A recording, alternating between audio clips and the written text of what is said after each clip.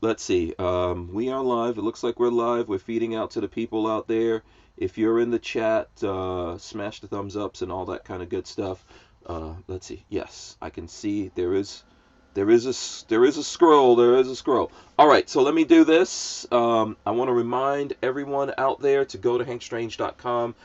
Sign up for our email list if you're not already signed up for that. It's a very important thing. I know people may feel like it's not right now, but they've kind of backed off of us for a little bit. But, who knows when those guys are coming back. So that's the best way for us to stay in touch with you, you to stay in touch with us, all that kind of stuff. So do that. Look around the site. There's all the different platforms we're on. There's merchandise you guys could get. Links to all the different places you could support us. There's Lola's deals, etc. I appreciate everyone doing that. Let me load in Rolando, the Puerto Rican Pistolero. He's our guest here tonight. Let me see. I think everything's good. Big shout out to Walther Arms. That's what you would see right down there. Walther Arms. Oh, it's on my hat too. Bam. Right on the hat. Shout out to Walther Arms. And then I'm going to do like the Superman TUSC. I feel like I'm flashing people. You guys don't deserve to see the goods. Not right now. Later. Maybe a little bit later if you're all good. All right, so let me smash the open and get into this. Welcome back to the Hank Strange Situation. All right, guys, make sure you subscribe, smash those thumbs ups, ring the bell so you can be notified every time we go live. We are live right now. I hope you guys have your big girl panties on. We are joined by Rolando, the Puerto Rican Pistolero. What's up, bro? Hey, how's it going? You're not doing the jazz hands? Or oh, yeah, jazz. Oh, jazz. Oh, thank you for reminding me. Jazz hands. There you go. Jazz hands. Let's do the jazz hands. You don't do it with no, we got to do the jazz hands. Huh? No. I try to do it with one guest. No. I try to do the jazz hands. I didn't see your jazz hands, by the way. Where's your jazz hands? Oh, yeah, I was doing it. Yeah. This is how jazz hands is supposed to be, like this, actually. All right. There you go. I feel like we're in an episode of Fame. You ever saw Fame? Did you grow up looking at Fame? No, I didn't. It's funny because I always go over this with my wife. Mm-hmm.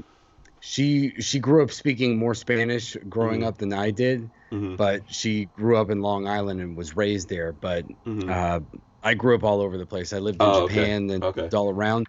So I watched like foreign shows growing up. So she gives me all these like 80s and early 90s references, like Saved by the Bell and all this stuff, and even 80s movies. Yeah. And sometimes I'm like, I don't know, but I can tell you about this like Japanese movie that I watched. You're like Rolando Ricardo. Yeah. Which you're not gonna get the reference. It's like Ricky Ricardo. That's what I mean. Ricky Ricardo. Yeah, from Ricky and Lucy. And Lola is just like that. Lola is just like that. She doesn't get any of the references. She was born in Ghana and she grew up there. And when she came to America, she didn't really speak English. Although lots of Ghanaian most countries in West Africa, they speak English. So there's a couple. I think there's like one or two countries that speak French, and there's even some countries in Africa that are Spanish speaking and different things. But West African countries like Ghana, Nigeria, etc., they speak English. But Lola didn't really speak it. She came here and kind of like grew up learning, but she doesn't get any of the references. So it's kind of like, it's how it is. Yeah, and I wasn't born here either, but I just looked at so much TV, and I still do, man, that, it's kind of crazy. So, hey, listen, this is episode 739. Let me not forget that. 739 of the Who Moved My Freedom podcast. Our guest is Rolando, the Puerto Rican Pistolero, and obviously he's here. We're talking to him. We're going to talk about whatever you guys want to talk about out there. Let us know if the folks that are out there want to talk about something. Rolando, I think, we were talking about this before. You don't have any agenda. No. We'll talk about just whatever, to get right? more, just to get more people to get into the Second Amendment community and, kind of show a different side of the Second Amendment community. Yeah. That's what Joe and I always try to do. Yeah. I was talking about in regards to the show tonight. Like, we don't have, when I say agenda, when I say agenda, what? Let me rephrase it. I thought you were right? asking, trying to ask the folks or explain to the folks what's your political motives, Rolando, Puerto Rican Pistolero? Are you trying to get us to accept Puerto Rico as the 51st state? Is that what you're up to? No, they voted for it a few times, and I think they have the right to do it if they vote for it. But we it's could like talk about anything that. else. Yeah, I mean that's like anything else. There are other. That's pretty much how most states have come to be, except for the original 13 colonies. So, I mean, if you follow the rules, you have the right to become a state if the people in the territory want to be. But it's funny that this is actually funny on a tangent that you mentioned this. That that they were talking, they're talking about like DC statehood and all that stuff, and Puerto Rican statehood, is leverage against the Republicans or revenge or whatever the Democrats want to call it. And pretty much they were saying, well, DC, instead of becoming a state because you're complaining that your people are paying federal income tax and you're basically having taxation without representation, what if you became like what Puerto Rico is, where they don't pay income tax, but they're not represented? So it's no taxation, but no representation, because then in a way it would still be better for the people in DC. And they would actually make a lot more money because they wouldn't pay federal income tax. And then you could just charge like a city income tax of like 5 or 10% or whatever you want to do and keep all of it. And that would make more money for DC. And they're like, oh, well, that wouldn't work out. No, I'm like, I think that would be a way better deal than the status quo. But, of course, that's not what they want. They want the voting agenda. Yeah. So you know what? Let me see. So this is two different things, and I'm not like super versed on all of this kind of stuff, but I do keep up with it. So far as DC, I don't think we should change anything with DC. Sorry, it should just stay exactly the way it freaking is. Don't change it. Okay, that's it's pretty much at this point. It's an American tradition. This is how it is. Now Puerto Rico, I'm gonna look at a little bit differently. Oh yeah. And I think so. I'm of like two minds on the whole situation. Before everyone out there, let me just let you guys know what my thing is. So, if it was me, if I was people in Puerto Rico, I would, I understand why they want to become a state, or all those kinds of things. The one thing I wouldn't do is go for my own sovereignty and try to become separate from America. Oh no, that's the end. That's the end. Now on the flip side of that, if Puerto Rico goes to become a state, who absorbs all the debt? Well, we already have a bunch of states out there that want us to absorb the debt that they've incurred. Oh yeah, California. And I don't think California, New York, but there's a bunch of states. Connecticut is probably not far behind all of that. So I don't want to pay for these states that have been mishandled by liberals, and all the craziness that's gone on in these states. I don't want to pay for it. I don't want to bail those people out. But I would not, if it was me and I was in Puerto Rico, I would want to remain part of America. And maybe the best deal is the one that they have, maybe not. But that's not for me, right?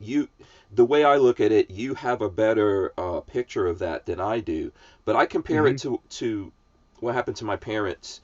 I was born in the early 70s, and probably about 4 or 5 years before I was born, my parents were born British citizens. Yeah. Okay? Because Guyana was a subject of the crown. So they were born British citizens. And they enjoyed everything that went along with that. But a few years before I was born, the British, basically the empire, the British Empire, acquired all this wealth from around the world, and then decided, you know what, we don't want to frickin' manage all these countries. And we don't want all these people coming to our country and doing whatever, and we've got to protect them. And if someone goes to war against this country, they're like, you know what, let's just keep the wealth, but get out of it and convince the people to go for their own sovereignty. And my dad always told me that he was 100% against that. He was like, we should never claim our own sovereignty. We're gonna be in big trouble. But at the end, everyone voted and they did it. Now I'm just gonna fast forward, so this is not a super long story for everyone. We were living in England, and my father got a master's degree there in England from Brunel, which is like prestigious and all that kind of stuff in engineering. And he wanted to stay in England. He wanted us to stay. And they were like, no, you can get the hell out. you have to leave. My sister was born there, so they said, we'll put your daughter in an orphanage because she's a British citizen, but the rest of you have to get out of England. This is what they said to my parents that were born British citizens and remained that until just before they had their children. So they were adults and they were still British citizens. And then they came to England and did the right thing. They were working, they were getting educated, and England was like, get the hell out. So that whole experience kind of like formulates my opinion on this. Mm-hmm. And this is how I see it. And I know it looks like it's from two sides. My point right now, I don't want to pay for the debt that other states have incurred. But if I was in Puerto Rico, I would not separate from America, and if people want to go in the direction of becoming a state, I get it. Mm-hmm. Yeah, I think right now the independence movement is a pretty minority movement at this point, because I think people understand that it would be difficult for Puerto Rico. Yeah. I bet that I personally think now the Yeah, US Flying Rich is saying some stuff there. Yeah. I say give PR back to Spain. Night Train says, I say give PR back to Cuba. What? Okay.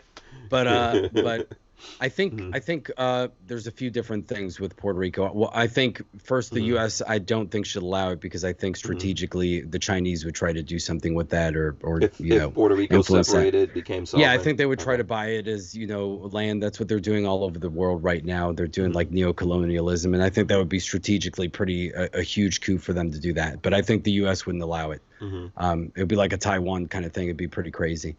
But plus, right now, it just wouldn't benefit them at all. Really, right now, it's just, do you want to remain the status quo, which is a commonwealth, and pretty much you don't pay federal income taxes. You pay taxes, obviously, to the Commonwealth government, and they stay in Puerto Rico.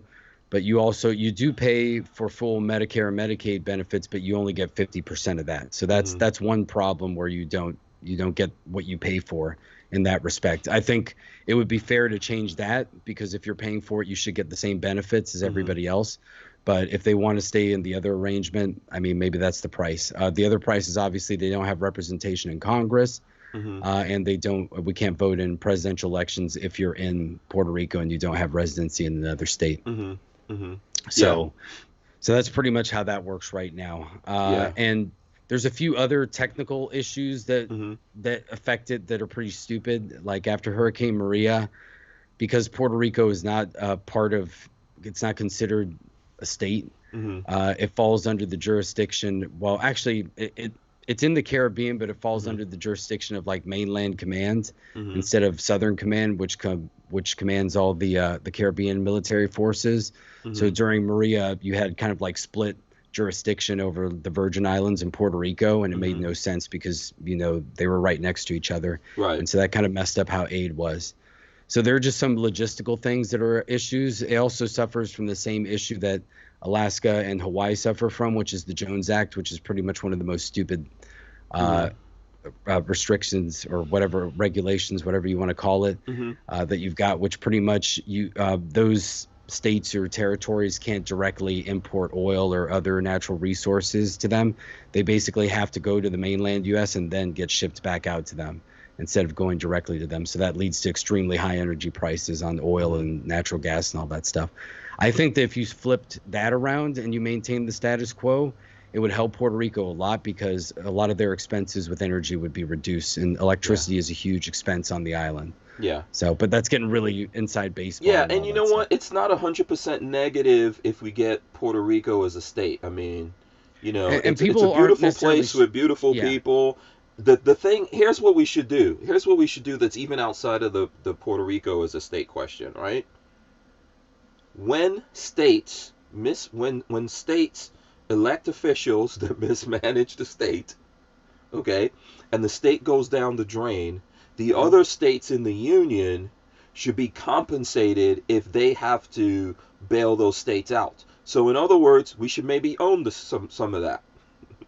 I mean, if we got to bail them out, we should own them, right? If Florida has to bail out the rest of the country because the rest of the country went into a stupid lockdown over a flu, regardless of how virulent it is or whatever, if the rest of the country went into that and then Florida kept going and Florida is doing well and other states are doing well, and let's say New York and California did the opposite, and they're getting flushed down the drain. If we all get together and bail them out, and when I say we, it's the people of America who pay the taxes, not even the state, right? Yeah. We should have ownership over something Mm-hmm. of that. We should take over some of that state. There should be a penalty. Like, if we're family, if me and you, if you and I, we become family, you know, like back in the hippie days, people lived in communes or whatever. Yeah. Is it fair for me to just chill out in the commune and I don't offer anything? No. I'm not growing anything. Mm-hmm. I'm not making anything. I'm just walking around banging the chicks. That's not right. You're gonna say, no, we don't want this dude up in here, right? Of course. You know. So I think, I don't know. That's like, it has to be equitable, and if we do it, we have to figure out how to do it equitably. I think there's folks trying to make this kind of stuff happen because they feel like, oh, all Puerto Ricans are going to be liberal. I don't really think so. I don't think so. It's weird. I think it's because New Yorkers kind of have their own reputation and they're tied with New York a lot, and so the New York political machine. But not even everyone. I mean, I grew up in New York. I grew up with lots of Puerto Rican people. Mm-hmm. They're not all. No, they're not. But I think the political machine is like closely associated with like the New York Democratic machine, and that's the vocal side. But right. I think, as evidenced in Florida, so many Puerto Ricans came to Florida and became residents after Maria, and I thought that was going to flip the state blue potentially, but I think it did the opposite. The state became more red in the last presidential election than before. So, and a lot of that was from Hispanics. I don't know how much of it was Puerto Ricans, but obviously I think there were like 400,000 or 500,000 Puerto Ricans that came to Florida, which is a huge number. That's enough to, you know, cause a percentage to change there. So obviously it didn't, or it was split enough that it wasn't, you know, it's ambiguous enough that people wouldn't be sure. So I don't know. I think Puerto Rico might surprise people, but I think Puerto Rico also has a lot of other unique things that they take pride in. We take pride in. You get your own Olympic team, which I don't know how that works, but we do. And somebody's paying for it. Yeah, and we have our own like professional, semi-professional basketball league. Right. And so sometimes you'll see a lot of the college players that don't make it to the NBA or D-League players play in the off season there in Puerto Rico. Yeah, I would love to be able to chill in Puerto Rico, but everything has to be worked out. Listen, let me do this because I want to, and I'm not trying to change the subject. We could talk about whatever the folks want. No. I know it's a totally different subject than people usually talk about. No, man, we could talk about anything. The people out there need to smash the thumbs up. It's very important. You guys should share this. We got a couple people watching us here. Smash the thumbs up. If you hate us, smash the thumbs down. If you hate what we're talking about, smash the thumbs down. It's all good. If you guys want us to talk about something else, tell us what else you want to talk about. Jerry Parker. Let me see what Jerry Parker's saying here. He says, love the shirt. Okay, here, I'll show off the shirt. This is my Boog shirt, which you can get from Ballistic Ink. I think they put these back in.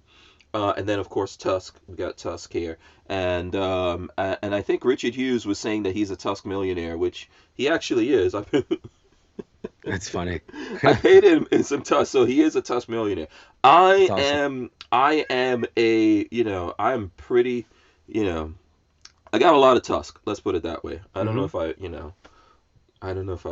want to necessarily tell everyone how much TUSC I have. You got to keep that on the DL, but you can see your. It's a lot. It's a lot. It's a lot of TUSC. So I spread some of that. I made it rain. Listen, I'm telling you guys. I'm putting my money where my mouth is.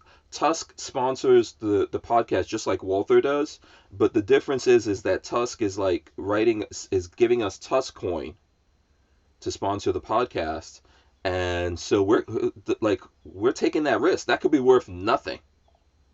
That could be worth nothing, or it could be worth something. But I believe in it because we're gonna need ways to figure out how to. These guys are coming for us. They're gonna come for us on all fronts. So one of the Operation Choke Point is a big thing. That's a big place that they can block off commerce. I know everyone says, "Oh, I'll just buy stuff." I get it. I live in Florida, and I could benefit from that. So I'm not super worried, but there's going to be something cool that I want that's in another state, and I'm going to want to buy that thing and have it come into me as an FFL, and I want a way to do that, and I'm fighting for that for everyone else, and so are the TUSC guys, and that's why I talk about it, and I just encourage everyone out there to at least look into it. And this is probably a good time. You could buy in. Like, TUSC is worth like fractions. And let me see. I could tell you guys right now. I could probably, let's see, what's the best thing that says. I'm trying to see if I could figure out exactly what I could tell you guys right now though. So it's what's it trading for here? It's 0.000165514 of a dollar.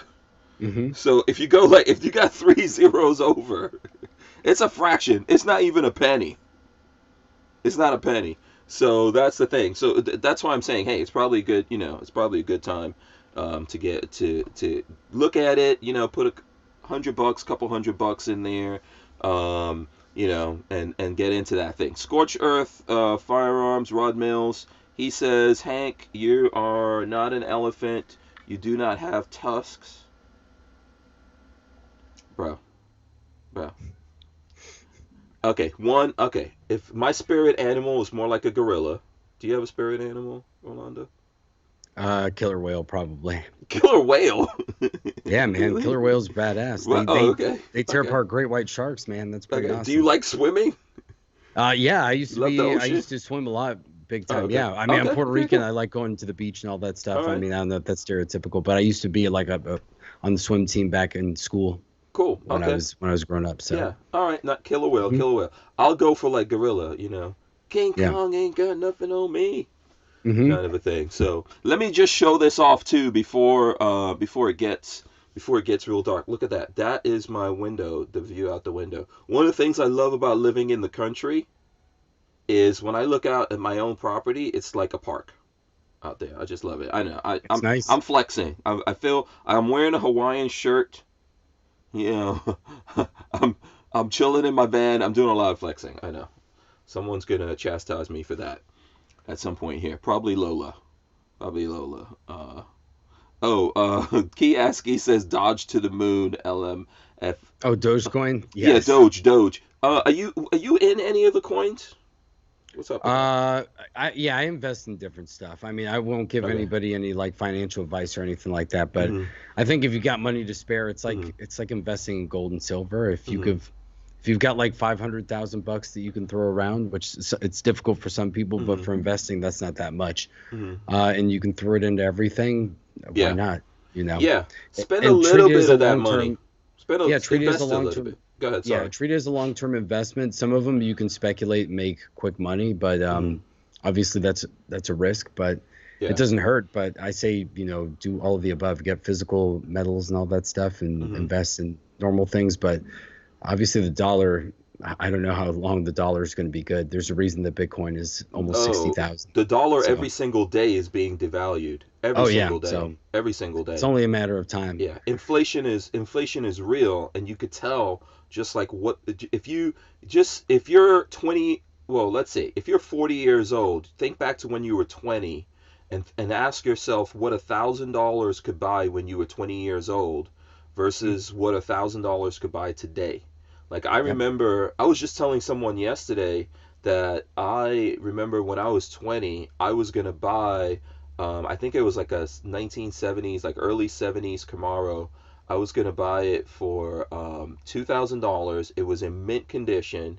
It was black, and everything in the engine bay was chrome. Every single thing. It was so clean. I was gonna buy that for $2,000, right? Now, today, that would cost me $60,000-$70,000 to get that. Now there's a whole bunch of things that happen. Time, okay, they're more valuable. They don't make them anymore. But you are hard pressed today to find a good car used for $2,000. Yeah. Okay, you're looking. What's a good used car today? What are people spending? Probably around 20 grand, I would think nowadays. I was thinking at least 10. 25,000.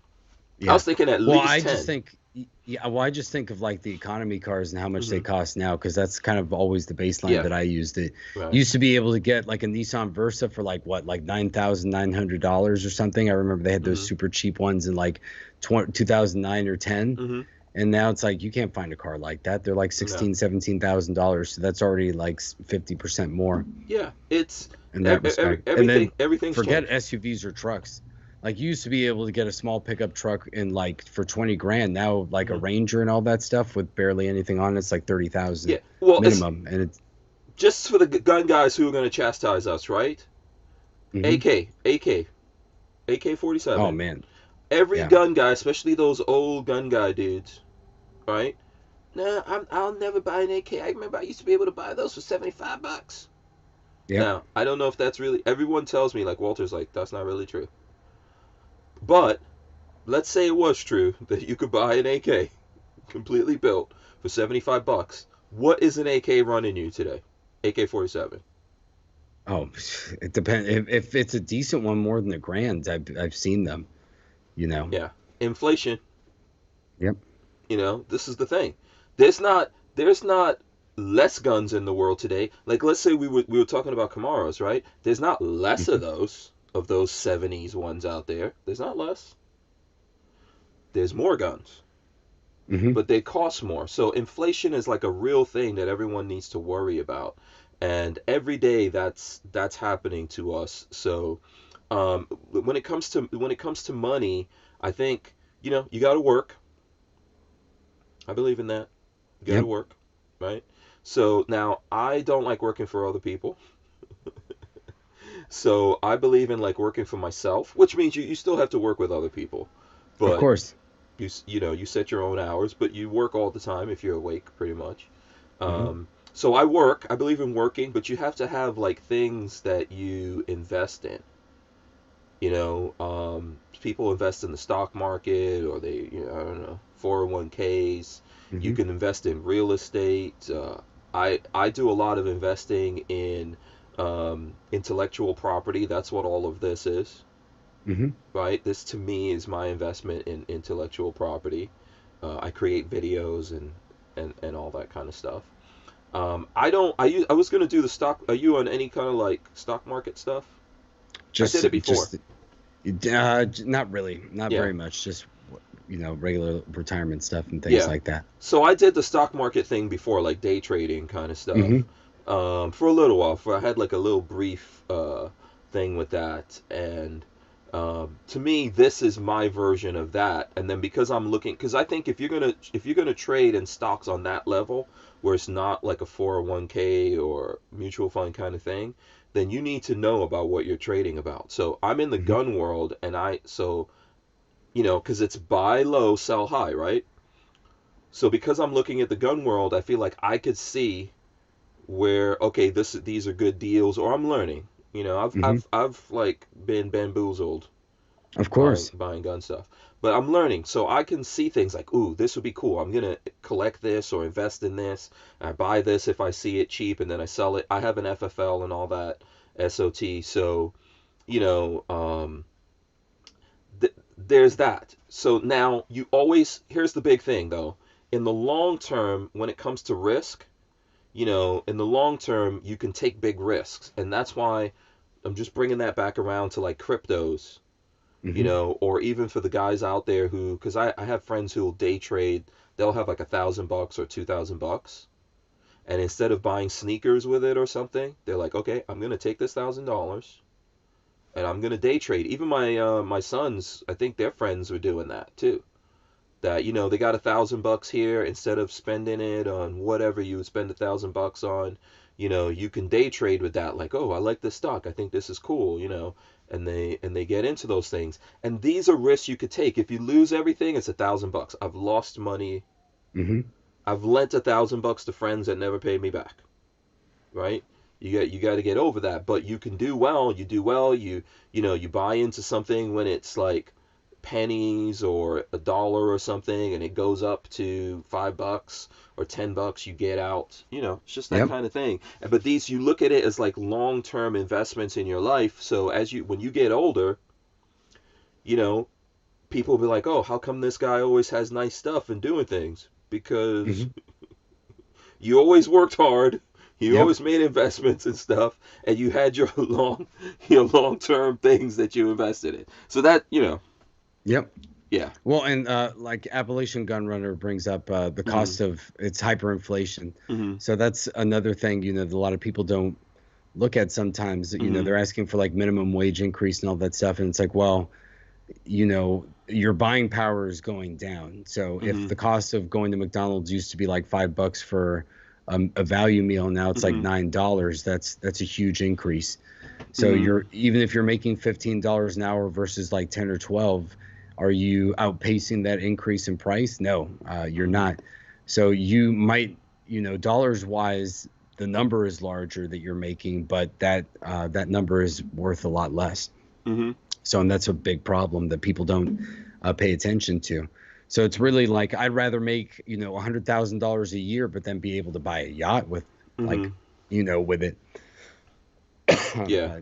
But that's obviously that's a crazy example, but you know what I mean. That I'd Yeah. rather that $100,000 go further than to have a bigger number. So it's like, well, it's $1 million, but I pay $20,000 in rent a month for Yeah. like a 2-bedroom apartment. That would be absurd, but that's the direction that would go. And that's what you see in a lot of these countries, like in Zimbabwe, where their dollar became worthless and it was like millions of dollars to buy food. Yeah. So, Well, so in San Francisco, there are apartments, like little tiny oh yeah. studio apartments that are $2,000. They Hmm. they are not worth that, No. but they're charging that, and even the people who work there, so this is where inflation comes in. Yep. As part of the equation, even the people working there cannot afford to pay $2,000 to rent this studio apartment. And so there were a lot of people in San Francisco, Silicon Valley, that are buying RVs and stuff like that and just living in it because it's way more affordable and you have more room and everything than, you're paying $2,000 a month for a studio apartment. I mean, Hmm. jeez. Well, and that's also complicated Hmm. by, there's always like building regulations that they don't want to mess the aesthetic of San Francisco up, so you can't build buildings of a certain size. Minimum So wage. it's like, yeah, so that they don't even allow them to basically expand the Right. amount of land. So it keeps it at this, it's like a built-in exclusivity. Hmm. And so you get, I hate to use the word gentrification, but there's no way that you don't. It's an artificial. It's the government interfering artificially, so the market has no way to give it up. So you get artificially inflated prices because you don't even have, you can't build out. You can't build anything larger for any income level. So pretty much that means you have a finite amount of resources and people have demand for it because it's an exclusive area, Hmm. and then it skyrockets. But then eventually you end up with a shortage of, unskilled workers or people that do, normal tasks like work retail, work salons, things like that. Jobs that aren't high paying, and they have to live further and further away, which makes it impossible because then they have to pay for gas, or if they can't afford a car, public transportation doesn't go out that far, so then they're hosed and they have to Hmm. work like 3 jobs. So that's a problem caused by regulation, and it's a problem that like, people that on the left It's would complain cyclical about. destruction, man. Yeah, It's but not it's gonna like, end well, it's well. because you're restricting people's means to do things, so you're going to create other Yeah. consequences that you may Yeah. not have foreseen. Yeah. And so one of the things that comes out of that is that, you know, if you look at what's happening right now in New York, for example, with the COVID, you know, everyone's staying home, then their job has to pay them. They can't get evicted. The Yep. government's giving them money, right? What do people do with that money? Lots of people just stay in the apartment. Um, you know, for I guess there's people who've been staying in apartments without paying rent for a year, six Yeah. months, 9 months, whatever, and then they get the hell out of New York City. There's some probably quite a lot of people who stay in New York and just go somewhere else or whatever, right? But there's a Yep. lot of people that are just leaving because they take that money to them that they're getting in New York and go somewhere else and try to find a better life. And I remember when I lived in New York, there would be people who were on welfare in New York, and they would take that money and go to California. And I was like, why are you going to California? And all of this is allowed to happen. Well, because my money that I'm getting here in New York City is going to buy me more in California, so they went to California. Well, Fast forward 30 years later, that's not true anymore. And a lot of those people who are probably still on that dole are like, oh, maybe I'll just take this money and go to Florida. And all Mm-hmm. of this is just bouncing around. And it's one of the things creating the problems that we have, I think, overall in society, because not everyone is out there really going, okay, I'm going to work hard, and either you don't have to work like for yourself like I do, right? You can work Mm-hmm. hard for someone else's business and do pretty damn well, probably do better than someone like myself who is working for themselves, you Yeah, know? it depends on what you're doing, Yeah, yeah, but but you could, but we used to be more like that.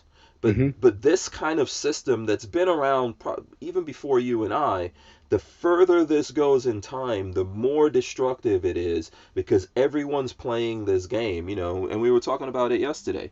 Mm-hmm. Let me see. Okay, Born to be a Shooter Josh says, I'm trying to figure out what to do with my savings because, like you said, matter of time for the dollar to drop off. I don't know if you have ideas, or the people out there have ideas you can give. Born to be a Shooter, I think you have Josh. to diversify. I think if possible, the best thing you can do is to move to areas where you can own land and live around people that have the same Mm-hmm. attitude and ethic Yep. that you do. Mm-hmm. I think that's going to be more important than anything because if you can live in kind of a community that can sustain itself, at least socially at first, because Mm-hmm. then you can worry about resources later. Mm-hmm. Obviously, ideal, you can find a place where you've got like natural resources plus people that you can hang out with, but that may or may not be possible. And you may not, depending on your situation, but that helps because if everything does collapse and it goes to like a system of barter, at least you're with people that you can trust that you can work together Yeah. with. If you're in a place So, that you could do it, like the country, yeah, for example. yeah. But if you're Um, in the suburbs and in the city, it's a lot more difficult to do that. You're probably going to get hosed. mm-hmm. Let's be honest, because even things of value are going to be worthless if you can't eat anything. Yeah. Who's going to care about that's always a valid argument when people talk about even like Mm-hmm. physical precious metals. Mm-hmm. Like obviously if everything collapses and you're dealing with different issues, let's say you don't have internet or anything like that, you can't Mm-hmm. use crypto in that case. Mm-hmm. And then even gold, it's very heavy and somebody's not going to care if you give them a hunk of metal that they can't eat if they're starving. It's not going Mm-hmm. to mean anything to them. Yeah. It's good to diversify, but also invest in things like guns, invest in supplies.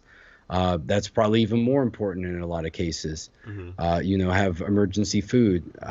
So I think having a portion of all of those things is important. And, living in Florida, we kind of take that to heart. And, me being from Puerto Rico too, we deal with hurricanes all the time. Mm-hmm. So having supplies and ways to survive and be self-sufficient when you can't use money, because if there's no power or if everything's flooded, if you had physical cash, it's possible that your cash got destroyed. Mm-hmm. And if there's no power, credit card machines don't work. That happens a lot after a hurricane. So you need ways to barter or survive, and you need supplies, and that's more important than anything else. If you're thinking that it's going to get that bad, if it If gets you that think bad, that. yeah. If you think it's going to get bad enough that cash isn't going to help you, then maybe having those other things is more valuable, or at least having a percentage of them. Yeah. When I came to America in the 80s, and specifically in New York, right? I don't know. It was probably maybe worse, I think, for people outside of big cities, but it Yeah. was pretty bad in America Hmm. in the 80s. I think we go through this kind of stuff. So the way I see it, I don't think America's going down the drain, Hmm. right? I don't think it's the end in America, No, right? I think it's going to be a change that people are not going to like, but Yeah. it's not going to be. Even Rome didn't go into total destruction. It takes decades for things like that to happen, Yeah. unless it goes to like some crazy scenario, like there's a nuclear war and the world ends. But besides that, Well, that's not yeah. going to happen. Yeah. I think it's less likely. We're still big in the world. Hmm. So it's less likely. America's not that unstable. If you're looking, if now there's stuff going on in Russia or other parts of the world, but if you're looking at other parts of the world and everything isn't going crazy, and you look out your window and it's not Hmm. crazy out there, it's not going to be the end. What's going to happen is lots of things are going to fall apart because people are insisting and living a certain way. So Yep. so how do you benefit out of that? Very easy. You stop. If don't start buying stuff that's not that's going to eat you. So what I mean by that is if you start getting into a lot of debt, knowing that things are going to go bad, you're going to be in big trouble, right? Mm-hmm. But if you start going, okay, listen, I'm gonna make sure I can handle my bills no matter what happens here. Yep. If my wife loses her job, I could still handle the bills. If we both lose our job, we could still take care of things and do everything. You start cutting back if you really believe things are going to go down. This is the whole Mm-hmm. idea of buy low, sell high. If you Yep. believe that everything is going to go down, don't don't buy much. you know Unless you're like, oh, I'm gonna, like land we just spoke about, those kinds of things can always have some kind of value, but you don't want to buy them when they're high. So the thing you want to do Yep. is pull back, build up your reserves, build up your cash or whatever it is, however you want to do that, so that when everything goes down and everything crashes, you're in a position to get in there and start buying things. So now to bring that back to relative to the gun world, for the folks who are listening to us, like American Freedom Outdoors says, I want to talk about guns, more specifically the Ruger PC Charger. Okay, that's from American Outdoors. We'll try to get to the PC Charger here in a Mm-hmm. second. Just remind me. But the what's going to happen is, so for example, right now there's not very many guns out there and there's not a lot of ammo, right? Yeah. Okay, so if everything keeps getting crazy like it is right now, so if you're looking at the news, they're saying with when these shootings happen, when the politicians start talking about gun control, all these things go up in price. Of course. Okay, so if you're a guy who already bought these things and you have a good stash, now you think you don't get rid of everything, but this is a good time. You might sell some things and build up some kind of a nest egg or whatever. But just Yeah. bear in mind that we're saying the dollar's going down, Mm-hmm. okay? But if you build that up, here's what's going to happen. When all of this economy starts crashing around us, people are going to switch back the way that they're voting. The pendulum is going to swing again, and people are Mm-hmm. going to go, oh no, we don't want all these liberals that are just giving, like saying, oh, stay home, we'll give you money. They're going to go the opposite direction because they're going to have to. Yeah. Okay, and when they have to do that, then and a lot of these laws, either never went in or start getting repealed or torn down or whatever it is. You're going to see that now all of a sudden there's going to be, in the case of guns, oh, now there's a ton of guns. Mm-hmm. Okay, now I'm not saying this is how the world is going to go. It's possible that America is trying to, or people are trying to push us in a direction where it's like, no, we're coming for the guns. But I really, really right now don't see, I'm not trying to say that they're not coming for the guns. They are coming for the guns, but I don't really feel they're actually going to get there. No, I think I have a lot more confidence because I've been on your show a ton of times and I was a Mhm. lot more negative Mhm. before the election. And I think what's built up my confidence is that I think we're finally seeing some Republican governors, especially like DeSantis, Mhm. really grow a pair, and they're really standing strong. Like we saw the Mhm. vaccine passport thing got shut down this Mhm. week, and I think it really started with DeSantis basically saying he's like, absolutely not. I'm going to make it illegal for Mhm. companies here to do that crap. And Yeah. he's like, that's a slippery slope. He's like, that's like the fox guarding the hen house. Yeah. We can't allow that. That's going to lead to, civil liberties being stripped later on. Yeah. And That's so, that's I mean, what he's saying all the right things, It but is, but that's what yeah, separates America from other countries. When I say yeah, look at other countries, America is not Australia or New Zealand or England, in of that there's lots of different states, right? hmm So what's going to happen here is the people who believe this nonsense in those states who believe this, they're going to keep going in their stupid, destructive hmm direction. But there's other states like Florida, Texas, I hope. I don't know exactly how everyone's going to go, right? But there's other places where people are going to go, no, we are not having any of that. yeah, So this is what creates the problem here, because people in America can move. yep, They can move around, and so the places that do these bad things are just gonna see a lot of business and innovation and money and stuff like that just move out of those states, and people are gonna go to the states that are doing well. But this is like, I know this conversation might seem cyclical to people, but this is where it comes back to in America. Like, how do we deal with this? Do the good states who do the right thing and, don't destroy their economies have to pay off for the other states? And in my opinion, they should own those other states if they have to pay them off. Florida should get bigger if we've got to, if we've got to bail out other states or whatever, we should get bigger territory. There should be another part of Florida on the West Coast that used to be called California. Mm-hmm. Right? Yeah. But I don't know whether or not that's going to happen. But what I think is that the pendulum is going to swing back. And when people get out of this stupidness and realize, like, oh, this is a big, massive mistake, and we had enough of this fad of thinking we can go this direction, things will get better, and you could do something about it. Now, if it doesn't go that way, and you still held on to things or whatever, and we're in a zombie apocalypse, then if you survive, you're the big man. Yep. Well, and Yeah. and I've heard that's and after the Soviet Union kind of broke apart, since the state owned basically everything because they were a communist communist country, you had all these factories that obviously the government used to own that now it's like, well, the government's gone, they're not communist anymore. And so people with guns basically showed up, and the workers there were so used to basically whoever's in charge, we just listened to them, that people with guns showed up and they're like, we're in charge now. And that's how the oligarchs basically came to be too. Yeah. So, I mean, you can And the see, people with guns were who? Like the military dudes? I think they were just people that were originally gangsters or criminals that always ran the underground or black market underneath that hid from that. But obviously they had the skills to run organizations. In the black market, you got to know how to do stuff. Yeah. So I don't know if we're going to get that bad. I don't know if we're going to get that bad in America. I don't know. Do you? No, I think there's a lot of strange things that are happening right now. I think that even though what happened with COVID and obviously everything associated with the election that led one way, I think that the media pushed extremely, extremely hard, and that contributed into a large effect of what happened with the election, and influenced a lot of people. People were at home; they got to see the news all the time, and it was gloom and doom. You had the riots, and you had a lot of other negative things happening, and people just got saturated and tired.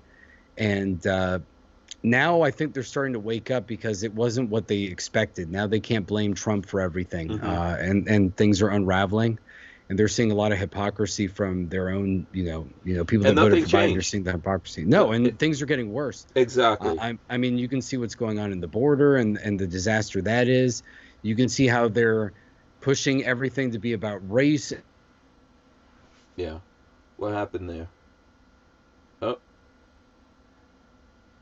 Starting to break. Yeah, you broke up there for a second. You still have that extreme Sorry about local that. minority that's very crazy. Are you there? Oh. Yeah, you broke up. Yeah, you froze for a second. Yeah. Yeah. I think Joe is trying to up. Are you still? Oh, you froze again. All right. Are you guys? Let me see. Yeah, there you go. I don't know if something's. I can hear you, but I can't see you. You're frozen. Okay. I don't think anything is going wrong here. Yeah. Let me see. Yeah, if you guys can hear us, if we're still feeding out to the people, I believe that we are. Let me see. I think so. Yeah. Okay. Yeah. If you guys can see us out there, put something in the chat. Otherwise, there may be some issue going on with things, but I haven't seen anything from my end. Actually, I'm not seeing the chat either. Oh yeah. Jade Grew says we're still live. There you go. Thank you, Jade. Appreciate that. You were probably a couple seconds behind. So your picture is frozen though. Okay. If you want me to try to reconnect real quick. Yeah, you can. Yeah, you can. Yeah. Let's try that. All right. Give me a sec. So basically, let's see. We'll go to me. Just old me. And it's getting darker outside right now. Kathleen Music Lover says this has nothing to do with race. You know what I've seen? A lot. No one wants to work anymore. That's the big thing that we have going on right now. Okay, let's see if we got Rolando back here. Baby, I think he's coming back. There you go. Hey, can you hear me? Yep. Yeah. All right. How's that? Yeah. Does that seem good? Yep, you're good. Shout out to Gizagary out there. You know what? What happened? Okay. Yeah. So you know what I've seen? no one wants to work. That's the big thing that I've seen. It's getting worse. Like more and more people, more and more businesses, like no one wants to work. Everyone's cashing in. Yeah. That's the thing that's the most dangerous thing right now to America. Well, and I think we have a combination. I think Hmm. what makes things so difficult to predict right now is that you don't have, I think in the past, it's like a soft totalitarianism that we're Hmm. going through. Hmm. So things are so good and technology is so great that over the past year, I think it's both shown how some people are sheep Hmm. and we all get upset about it. But at the same time, it's like in the past, think about if you didn't have TV or internet and that you were forced to stay home, you would just go absolutely insane. Hmm. And then if you couldn't go buy food, Hmm. you'd go crazy. There'd be a revolution in like a week. There's no Hmm. doubt about that. If they tried something like that even a few decades ago, but Hmm. nowadays we've shown that you can work from home remotely. You can order your food. You can play video games. Hmm. You can produce shows like this. You can do all that stuff. So it's Hmm. almost like, man, uh, there are a lot of people that are very comfortable living this way now, Hmm. and there are other people who are okay with it. And then there are just some people that, things in the last year didn't even change. So I think part of what's going on in the United States, and I had this discussion with actually my father a few weeks ago, Hmm. because we kind of started talking. It's like, why haven't people like gone crazier? And we started talking about things like that. And I said, well, I think part of the problem is the people who would do something live in states that even Florida locked down for a bit. So that's why I give DeSantis like a B plus, Yeah, but it's because there not. were Was it some really? states that Yeah, didn't was it close. really a lockdown? I never felt like lockdown. I No, no, the no, worst thing is that but a lot of there's businesses, stores that are yeah. like, oh, you gotta wear a mask. Yeah. No, but That's I think the worst we part still in we still Florida. lost a decent amount of Hmm. businesses, so it Hmm. wasn't perfect because some states didn't close at Yeah, all. yeah. So I would say that that was ideal. So, I give them like a B plus or A minus Hmm. versus a state that if they didn't close, I give them an A. But it's better than most places, and for some people it was acceptable, especially in the beginning when we didn't know what was going on. So that's Hmm. fair. Okay, fair enough. Hmm. If that's where you want to go down. Yeah. But we've been open here in Florida, so it's pretty much like we have it good, so why would we start a battle on other states' behalves if they don't want to do it? It's kind of like Hmm. what you said about paying off the debt. I don't want to pay off California's debt, Hmm. and in a lot of ways, it's like, do I want to fight California's oppression if Californians don't want to fight for themselves? Hmm. And that's kind of where we think about, well, do we care about the union or not? Hmm. And was it ever really made to care about the union, or is that something that developed later on or after the Civil War because we were traumatized by obviously how horrible that was? Hmm. And sometimes that's what I don't know. Sometimes it's difficult to figure that out. Do you have loyalty to your state? Do you have loyalty to America? Obviously, we all say that we love America, but when we start getting down to it, it's like, well, if we're not willing to help other states, then do you really care about the entire country? Because if other states fail, eventually it's going to have consequences for us. So it's difficult to look at that. I don't know the right answer. I'm more of on your end that if Florida is going to do the right thing, then screw you and your other states. That's your problem. Yeah. And we're a republic, and it's kind of set up to be. It was originally set up to be that way. Hmm. So the problem is that we've kind of perverted the system over the decades. We've given the feds a lot more power, and so some states have given away so much of their power to the federal government that they can't stand alone. Yeah. Um, So I think it's a good question that you brought up. By the way, shout out to the crazy Scotsman. I see him, he's out there, as well as a whole bunch of other people. Shout out to everyone out there. Smash the thumbs ups, okay, guys, and help us out here with the algorithm. I think it's a good question. Where does your loyalty go to, right? yeah, And where does it go first? Like, so for me, my loyalty first and most immediately goes to Lola and yeah, family. my Hmm. boys. So that's how I think, and then obviously my loyalty spreads out from there and goes to, family members that are down from that because I put Lola and my boys in my top family. Of course. I do have other family members, like I've got siblings, but no one's above Lola and the boys to me, right? And then Hmm. everyone, it goes down like a pyramid from there. And I Yep. think most people are like that because it goes out to your friends, and then it goes out to your communities that you feel that you're in, and your neighbors, and all of this kind of stuff, and that's where it goes out. And I think that, I don't know, is that the same thing with you? Oh yeah, definitely. Okay. I think it goes without saying. I mean, that's why a lot of people used to say like what God, family, country in that order. That's the way the saying Yeah, goes, and that's God, how life. religion is our discipline, right? Yeah. That's the greater outside of us that Hmm. we look to for how we should deal with the world, right? Yeah. And what is righteous and what is not righteous, right? Every Yeah. man has to have a compass or Your a moral guide. code and everything. Yeah. Yes, your moral code, all of that kind of stuff. And that's inside of you, which probably I missed out in that equation. Because on the top of that pyramid has to be you. Like for me, I Yeah. can't put Lola and the boys above everything if they're corrupt, right? Hmm. As a man, as the father, the husband, the head of the family, I have to make sure that I'm always doing the right thing. It happened today. Like my boys are mad at me because I was like, I don't know if Lola doesn't even know about this yet, but I told them, you have no choice but to get jobs. Hmm. We had that That's what my conversation. parents did to me. Yeah, we had that conversation today, and people weren't happy with me. But that's my job as a man, as a father, as a husband. And if I don't have a good moral compass for that, right? If I don't have a good guide or some kind of structure or discipline to say, okay, come on, what's happening here? Well, That's yeah, always important. Yeah, go ahead. that's what my parents did with me when I was like 18. They were like, Hmm. well, uh, we're gonna help you get a car, and I was like, oh, sweet, that's awesome. They're like, Hmm. you got to go get a job, and I was like, Hmm. oh, okay. And then it's like you're gonna use the job to pay for the car, but we're gonna co-sign with you so you'll get a good interest rate. And it's like, oh well, okay, that Hmm. I see what you guys did there. Yeah. So you're gonna make the ability for me to buy a car at 18 years old easier Hmm. by co-signing with me, but I'm responsible for it. But Yeah. it was cool, and I appreciate it. It was awesome. Yeah. I've been working ever since. Yeah. So So I think like with my kids, they're both in college, and I've been going easy on them because they're in college, and they're good kids. They don't mhm. get into a lot of trouble and stuff like that. But it's just this whole idea that we're talking about, that there's all these jobs that can't find people or hire people, Yeah. and they need money for stuff, and I'm paying for things, and I'm like, okay, I can't pay for everything. Yeah. Plus, but You like guys got to it's pay for some of your stuff. yeah, and but look, it's like everybody else too. When you get, Hmm. especially if you still have the benefit that your Hmm. parents can help you out or they give you a place to live, Hmm. a lot of times when you get your first job, you have a lot of that money to yourself, Hmm. or like usually like half of it. I don't know, unless people are really like blowing it on stuff. But Hmm. you got like your first job, you're making like what?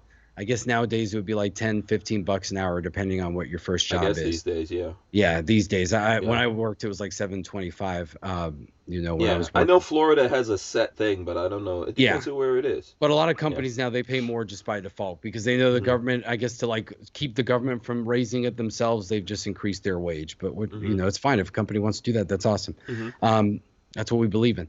Hmm. And so you probably make like what $800 if you work like part time, maybe every couple weeks. I don't know, like 20 hours a week if it's your first job, 25 hours. Hmm. So a lot of times, you're a kid, you're gonna buy like an Xbox or a PS5 or something like that. That's like $500, but that feels awesome to Yeah. you. Or if It you're depends a where little you're bit at, older, right? Because a yeah, college student is limited how much money that they can make yeah, before they get smacked upside the head with taxes and stuff like yeah, that. of course, And in the case of my kids, the major things, like when my kids are 21, so one's going to be 22 and the other one's going to be 21 yeah, this year. So I'm sorry, but when I was 18 years old, I was paying my rent, everything. mhm, yeah, I was paying everything. So right now they've got a place to live, food to eat, clothes that go on their back. They got phones, yeah, you know, cars, all that kind of stuff. My insurance is up because I got 21 and 22-year-old driving around and stuff like that. of course, So to me, but it's not as desperate as it was when I was 20 years old. By the time I was 20, man, like, I mean, everything. I lived on my own from when I was 18. hmm, So if anything, people lived with me, and I had to take care of other people. And so I think it's kind of like messed me up in that now that I've got my kids, I'm taking care of them and I'm too nice to them, and they're not doing anything to contribute to that. And that's the thing I was telling them, that I told them today. I was like, look, I don't want this from you. I want you guys to go get jobs, and then every week give your mother money. hmm, That's your mission. And they were like, well, why? Because I guess I lecture. I tell you, know, anyone who looks or listens to this, you know that I talk too much. So they're mad because they're getting lectured. And I'm like, why do I have to talk to you though? But it always feels good though. I mean, unless look, if they get a really bad, crappy job at first, then obviously it's a bad experience. But if it's a job that's like a normal job that's not, terrible or anything like that, the first time you get paid and you buy something for yourself that's like, oh, I don't have to ask my parents for like any help, or they have no say in this because I got my own money. Let me tell you, I'm going to show you pictures right now. So my younger son, when this is how COVID and what people have done, even here in Florida, has messed up a lot of stuff. So he's in community college, and before COVID, he was going to school, going to the school every day, and he was working a couple of nights a week in the library of the school, making money.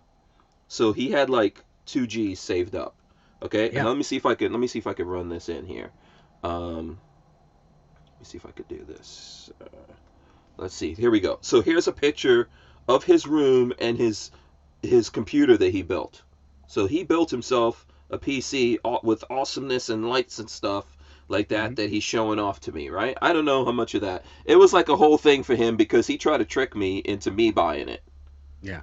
And I was like, nah, I know you got money, bro. So I'm not buying that thing for you. I'm not going to be the one to pay for it. So he was able to do all of that with the money. But the thing is, so here's my problem.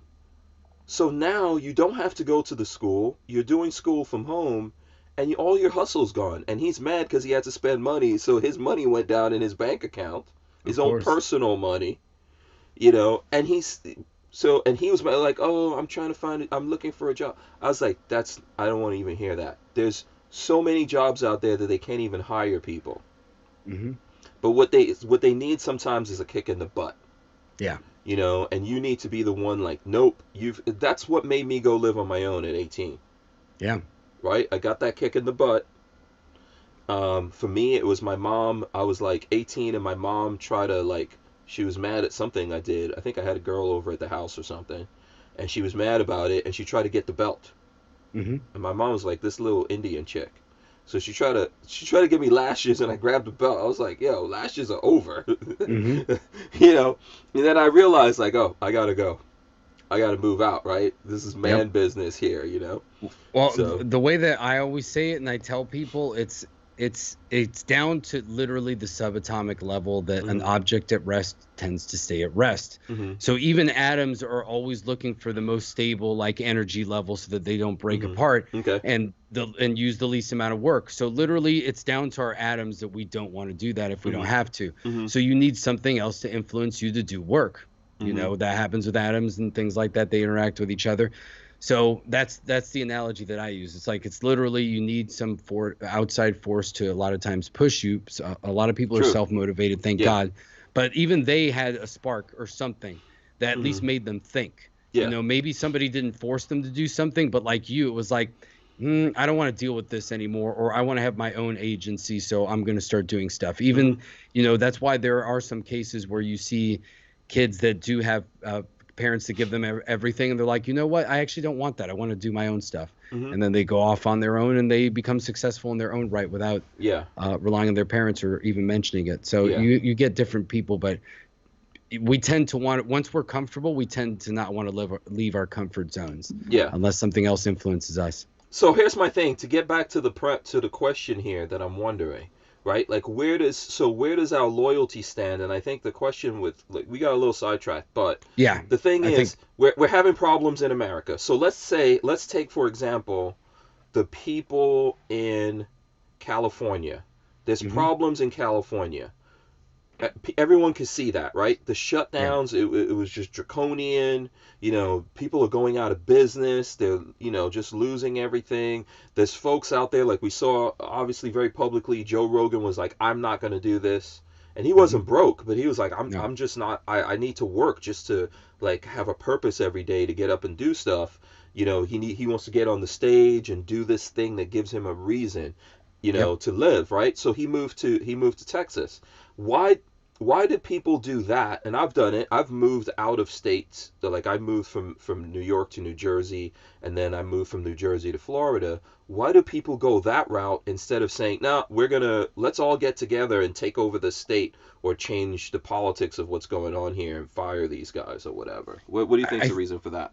It's a combination of things. I think it's decades of complacency. So you've allowed basically the political machine in those states so thoroughly to, because you had it good for so long, they were able to embed themselves in a lot of things that you thought were irrelevant, like the education system. I think we notoriously, sometimes on our side, ironically enough, we believe in taking the government out of things, but we're very hands off with schools. Like the conservative movement has been kind of like hypocritical in a lot of ways when you start thinking about it in retrospect, because we were always very like pro police, pro military, pro like respect your teachers and all that stuff.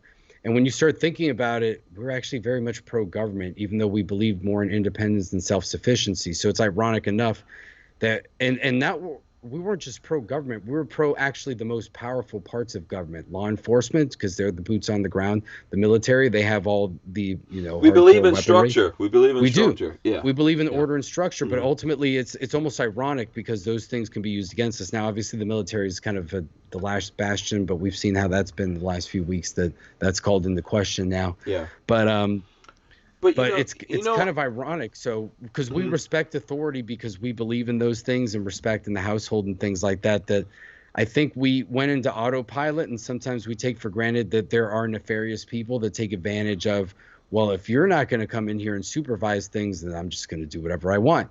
And so the irony is we believe in some government authority and structure, but then we also don't want to be a part of the government itself because we say that we're against the government.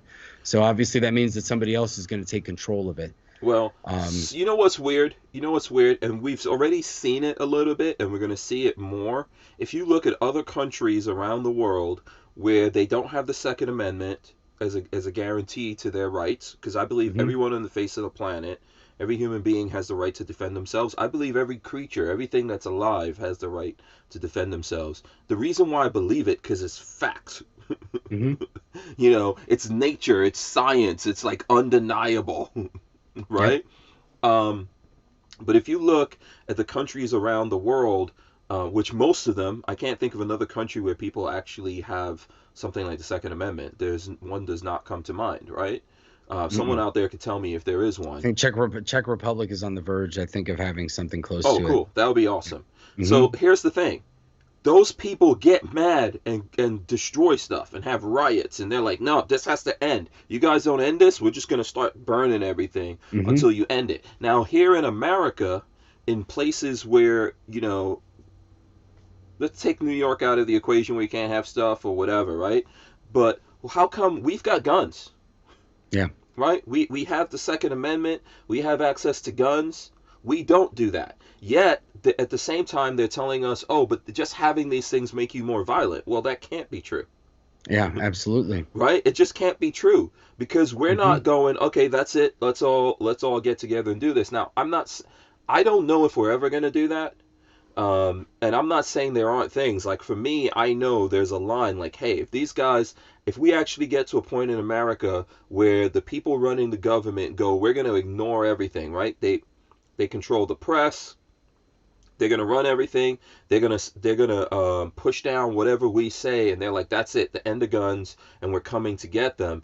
That's the place where I'm going to be like, okay, who's fighting with me? Right? I'm going to start looking around in my family, just the same structure we were just talking about. You know, I'm going to ask myself that question, ask my family that question, my friends and my neighbors, and see, okay, who's getting together with me. If I'm standing there on my own and my family's going to go down, and then everyone's going to be, oh, that was so sad, the strangers went down. I've got to have a better plan than that, right? I actually need people to stand up with me. But we don't, in America, so easily get to that point where we're like, nah, time to burn everything down. We've seen it, but we don't, we don't see it with the gun guys. It's because things are better than ever, and I think that part of what happens with us is that with great power comes great responsibility, and I think that I don't know if every gun owner goes through this consciously, but I know that I do, especially when I started concealed carrying, is that you become cognizant of I'm carrying something that could easily escalate a situation in a bad and serious way if I'm not responsible about it. And it always makes you think a little bit more of like, should I get into an argument with somebody or not? And it's like, I'm not the person that would do something, but what if that person escalates it and I could have just avoided any escalation whatsoever by just being like, you know what? I don't care what you're saying. I'm out of here. Because it might be the other person that loses their cool and like draws something out too. Because when you carry a gun, you have to assume that everyone else is carrying a gun too. So it's like an armed society is a polite society. So I think that that's part of what happens with us, is that we also want to be portrayed as we are just like everybody else. We're normal people. So it's almost a catch-22 of it's there, but if you try to almost use it in a way that's effective, it becomes a threat. And maybe that's the right way that it should be, because maybe that's the only way that it's effective. I don't know. But then it also kind of undermines the situation with people that don't understand. And that's what makes it so difficult. And I think the other side understands that. And that's why they talk a big game, but it's still very hard for them to push something like confiscations or bans, because I think they know that that's going to be the line that pushes most people over the edge. And as long as they have some people that are more, I guess, conniving or a little bit more intelligent, they'll just go with the slow boiling water effect. And then they'll go on, well, okay, let's make it so that you can sue the gun companies. And then if the gun companies go out of business, basically barely anyone's going to manufacture guns. Or there's still going to be 3D printing of guns, but they'll never be of the quality that a manufactured gun can be. Yeah, I think there'll only be manufactured guns for the government where there's exemptions. Who's gonna run that risk? Look, I mean, you know, we can have everyone knows the argument. I can't buy a fighter jet from Lockheed Martin, but the government can. So Lockheed Martin or Colt can just manufacture guns for the government and the military, and they wouldn't care. There's a limit to what we could sue Tesla, right? Like we can't sue Tesla because we buy a car and do something stupid with it. You know, you have to prove that Tesla did something irresponsible. So because the car can drive itself, if they tell you you can't go to sleep behind the wheel, and they do what they need to do, and then you overcome, right? Like you create things that overcome those rules that they've put in place, and you go to sleep and drive the car and you die, that's on you. Yeah. And so there has to be these protections in any business for that kind of thing. But you know what? Just to jog back for a second, I think that when it comes to guns, people who don't know or understand guns tend to play with them more than people who do. I think what it is, and it's the reason why I feel like everyone should get training on guns. It's kind of like, I give people the analogy of if you live in Florida and there's all this water around, what we're handling, you know, we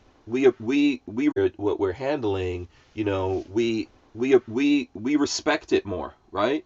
We appreciate and we respect what we're doing more, right? Yep. Oh yeah, most definitely. Yeah. And you have to. It's like when you have a fast car or something like that, and you really learn like, whoa, if I don't drive this correctly or responsibly, like I can get killed pretty easily. And it's like anything else, motorcycles, anything that, you know, is powerful and can be dangerous. That's the way that it is. And you just have to be responsible and learn how to use it properly. I think ultimately in a lot of ways, it is just going to come back down to the states. So individually, obviously we make our own decisions about non-compliance and things like that. And I think most people will have a line in the sand, but I think we need to influence our state governments to draw that line for us, because it'll be a lot easier. I mean, like I used the example of DeSantis with the vaccine passports. If we have Second Amendment sanctuaries that have some teeth, that basically the states are like, well, if the ATF comes here to confiscate guns and arrest our state residents, like we're going to arrest you in return, or we're going to turn you away, essentially. At a minimum, we're not going to participate or help you at all in anything that happens as a result of that, since, you know, we don't acknowledge those laws. And I think that's going to be the next step. And it'll be interesting to see the way that goes, because it can go a lot of different directions at that point, because in the past, that would be seen as probably drawing a line that could lead to something like a civil war. But I think nowadays that would be so costly that even the fringe elements of the left, they haven't completely taken over, and they haven't gone that crazy. And I think a lot of them they don't understand what they're arguing, especially the minions that you see, the woke people. They don't understand the repercussions of, if they were to keep pushing the way that they wanted to, and the results went to like actual conflict, they would not be able to handle that. What would happen? They'd be crying in the corner, sobbing and asking, it would be terrible. So it would be a useless gesture, and they don't understand that. And I think that that's part of, so I think knowing that, if we actually stood up and we're just like, no, we're not going to do it. And you have like 20 states that do that, 25 or more, I think it'll stop. And even the federal government will have to be like, if we want to keep this country together, we're basically going to have to, we can't do it. We're going to have to back this off. They're going to have to negotiate some other way, because they won't be able to afford it, and they'll see it. Yeah. If they were truly evil and nefarious, and they wanted to cause the destruction, then that would be a different story. But I think there are enough people in power that understand that would not be realistic, and it would be very impractical for them. Yeah. Unless they're like traitors and they work for China, that's a different story. I can't speak for that. Then all bets are off. It depends on how far people see into the future. Like what I see, that if we're a nation that is so bendable that we will bend all the way over. I mean, people. This is the thing, even about being gun guys, right? To like, hey, I carry a gun on me. I have guns. I'm not trying to do that so I could bully people. I'm only doing that for the moment when someone tries to back me into a corner and I don't have any choices, right? Because I know that I'm only gonna bend so far.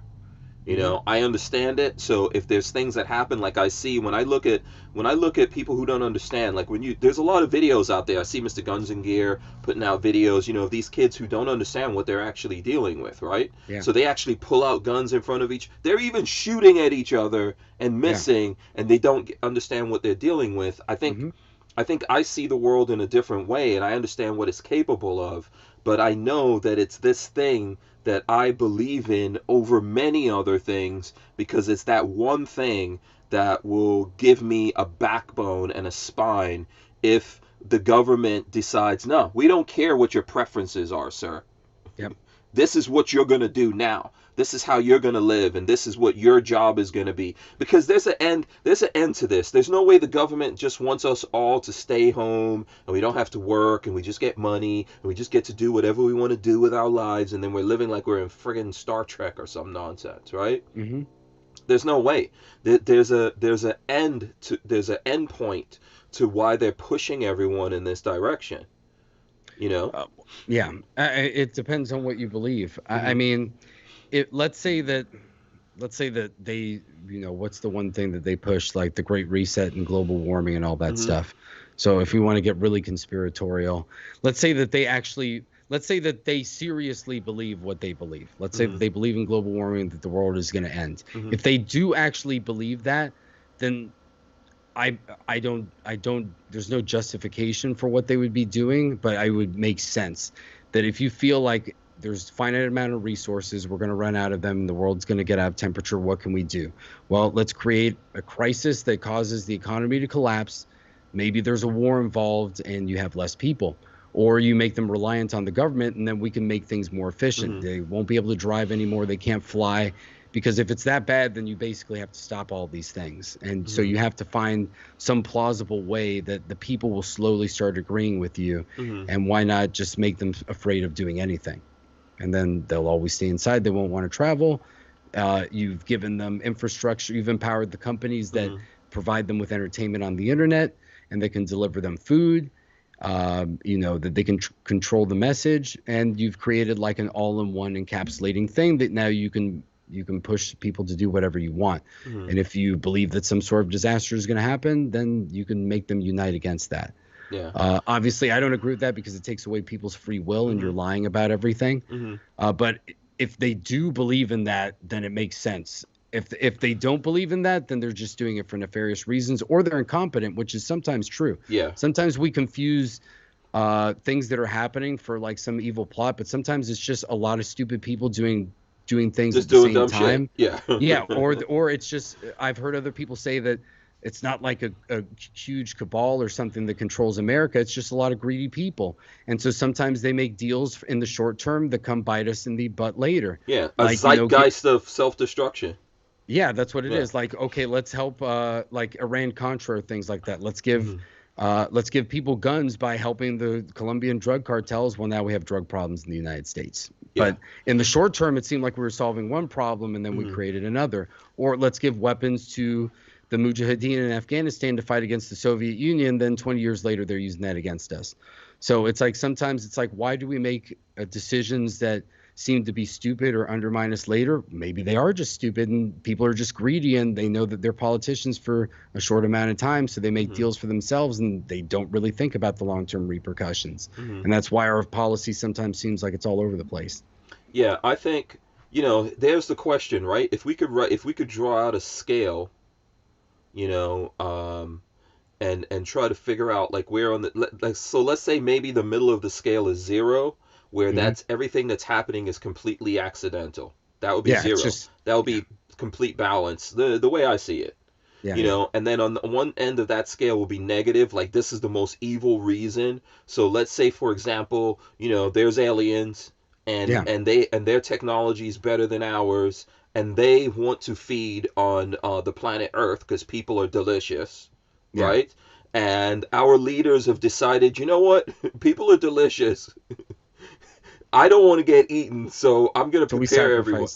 I'm going to prepare everyone. Sacrifice enough people. Yeah, and then the way on far on the other end of that scale would really actually be us all somehow getting together and figuring out how to make the world better and, like be better people and grow and expand throughout the universe or whatever craziness. If I think about it, I personally think that we're closer to a situation where we have it's the few over the many, I think. And of course. What I mean by that is I think like the few who are in power and control, and I'm not just talking about the politicians, okay, or the leaders or the royalty or whatever around the world. They're on the top of that pyramid of who's in control. But at the bottom of that pyramid of who's in control are some people, I'm not saying everyone, but some people in the military, in law enforcement, in other parts of government, that they're like, I'm always going to have a good job. I'm always going to have, the government's going to pay for where I live and give me a house and give me food. So I don't care if we just if we ride everything into the ground, because I'm always going to be good. And the rest of the people are just going to be, we're living on a planet with 7 billion people, and they feel like that the rest of the people are just going to become sacrificable. Yeah. I don't know where you would put everything on that scale, No, I think that's kind of how history's always been. I think the difference is that now the average person, especially in the United States, we don't live like peons or serfs anymore. Comparatively, like we all have access to clean water. You usually have a roof over your head. Unless you make your own decisions a lot of times, or you have issues that you can't control. Yeah, people are putting up names of scales. I don't know if is there a scale for what we're talking. Is there a name? You would know. I think they went through scales, like you were trying to give a scale, and they started talking about music. But so I think it's always kind of been like that. I think in some ways the average person is living better than they ever have in history. And then people always say, well, but the elites have more power than ever. And it's like, well, that's because we have technology that's more powerful than's ever existed. So obviously whoever controls that has power that nobody's ever had. Like a king back in the day, he might have like 1,000 knights or an army of 10,000 people that he could send, but he didn't have the power to shut everyone down or control their communications or take away their money with like the push of a keyboard or something like that, or take away electricity. And then, that you've relied on, back then, if they had to physically take away stuff from you or kill you. Yeah. And nowadays, it's like they can find other ways to control you or make you succumb. But you might not feel as bad about it, but they might actually have more power over you than before. Yeah. I think, even one of the things I think is that I think you said it. I don't think it's mostly deliberate. I think what we're looking at is mostly accidental. Right? Because regardless of what happens, those people in those power positions are good. If things are bad for them, but they're on the good side of the bad, if that makes any kind of sense. Yeah. And it's bad for everyone else. I just think that it's we're living in a situation probably where most people, people have good intentions. I could bring it back to like my family situation. Lola and I, we weren't born in America. We came here, we went through struggles, we saw that our family, both of us in different ways, saw that the way our parents got along and stuff like that wasn't so great. But we got together and we didn't want that, right? Mm-hmm. So we got together, we got married, we had children, we strived to give them everything. We worked hard and we did everything to like live in better places and do better with our life. If we made mistakes, we faced up to it. We did all this stuff, right? So we have these kids and we're raising them up and we're teaching them stuff, and you've got to feed them and wipe their butts and all the way up to you got to take them to school and do all of this. And you're trying to give them better all the time. You're trying to do good all the time. And then they become men. And you're still trying to do that, but now they're feeding off of you, right? Because you've gotten older. Like I was telling my kids that. I was like, in the last 20 something years, you've grown up, I've gotten older. Yep. So now what's happening is like I have to ask myself, me and Lola gonna keep working? Right now we're close to 50 and they're 20. Are we gonna get to like 70 and they're 40 and we're just working and they're just like, you know what? No, my parents do everything. Got a place to live. Oh my gosh. I could, but this is what people want for America. And what's happening to us is like, we're like, no, dude. We've done it. We've given you what we need to give you. Yeah, well, I think we became obsessed with, and sometimes maybe marketing has to do with this sometimes because companies feed into the trends, and I think that exacerbates things sometimes. I mean, we see it with the woke culture. If companies didn't buy into it, it wouldn't become as big as it is. They amplify it with their marketing and money and all that stuff. So, you always heard the term, well, I want my kids to live a better life than we had. But sometimes you take for granted that it's like, well, if you didn't have tough points in your life, you wouldn't have become the person that you are. So you have to give your children, I think what people need to look at is you should have or force your children to have some work for themselves, be more independent. But if they fail, then you can bail them out if you want to do that, rather than just supporting them the whole time and then saying, well, I guess I'm just going to support them forever. And sometimes they need to suffer. I think this is a good analogy for the country. Sometimes they need to suffer. It's like none of us want the worst for other people. Yeah. I mean, hey, there's some bad people in the world. I don't think they should even exist, if they're that evil. But in general, I wish good things for everyone, right? But ultimately, what happens in a scenario where everybody stays home and everyone gets money and everyone has the right to everything? Who's actually going to be doing it? So just to make that more sense, it's like in this case of our family. If Lola and I get old and we're like, well, we're not doing it anymore, we're going to stay home. And then our kids are looking at us like, hey, how come you guys aren't out making money so we could eat and do stuff? What do we, eventually we're just sitting there looking at each other. Right? And that's the point I think that America is going to come to. That with all this stuff that people are trying to push on us, and that's just that's the end. That's the end, and that's what we have to ask ourselves if we really want to do that, because we're just going to be looking at like, so are you going to work? Are you going to start a business? Are you going to build something? Are you going to defend me? Because when we hit that end, it's not like, oh, we just peacefully hit a reset button. It's that every rule goes out the window. Well, and that's the question. It's funny because we can bring this back to the gun discussion and make things, bring that back for the audience, is that question of what do we want? Do we feel that the differences in some cases are so far that we have to have that final come to Jesus moment, like where we're like, look, if you push us past this point, like we're done, like we're going to break up or whatever.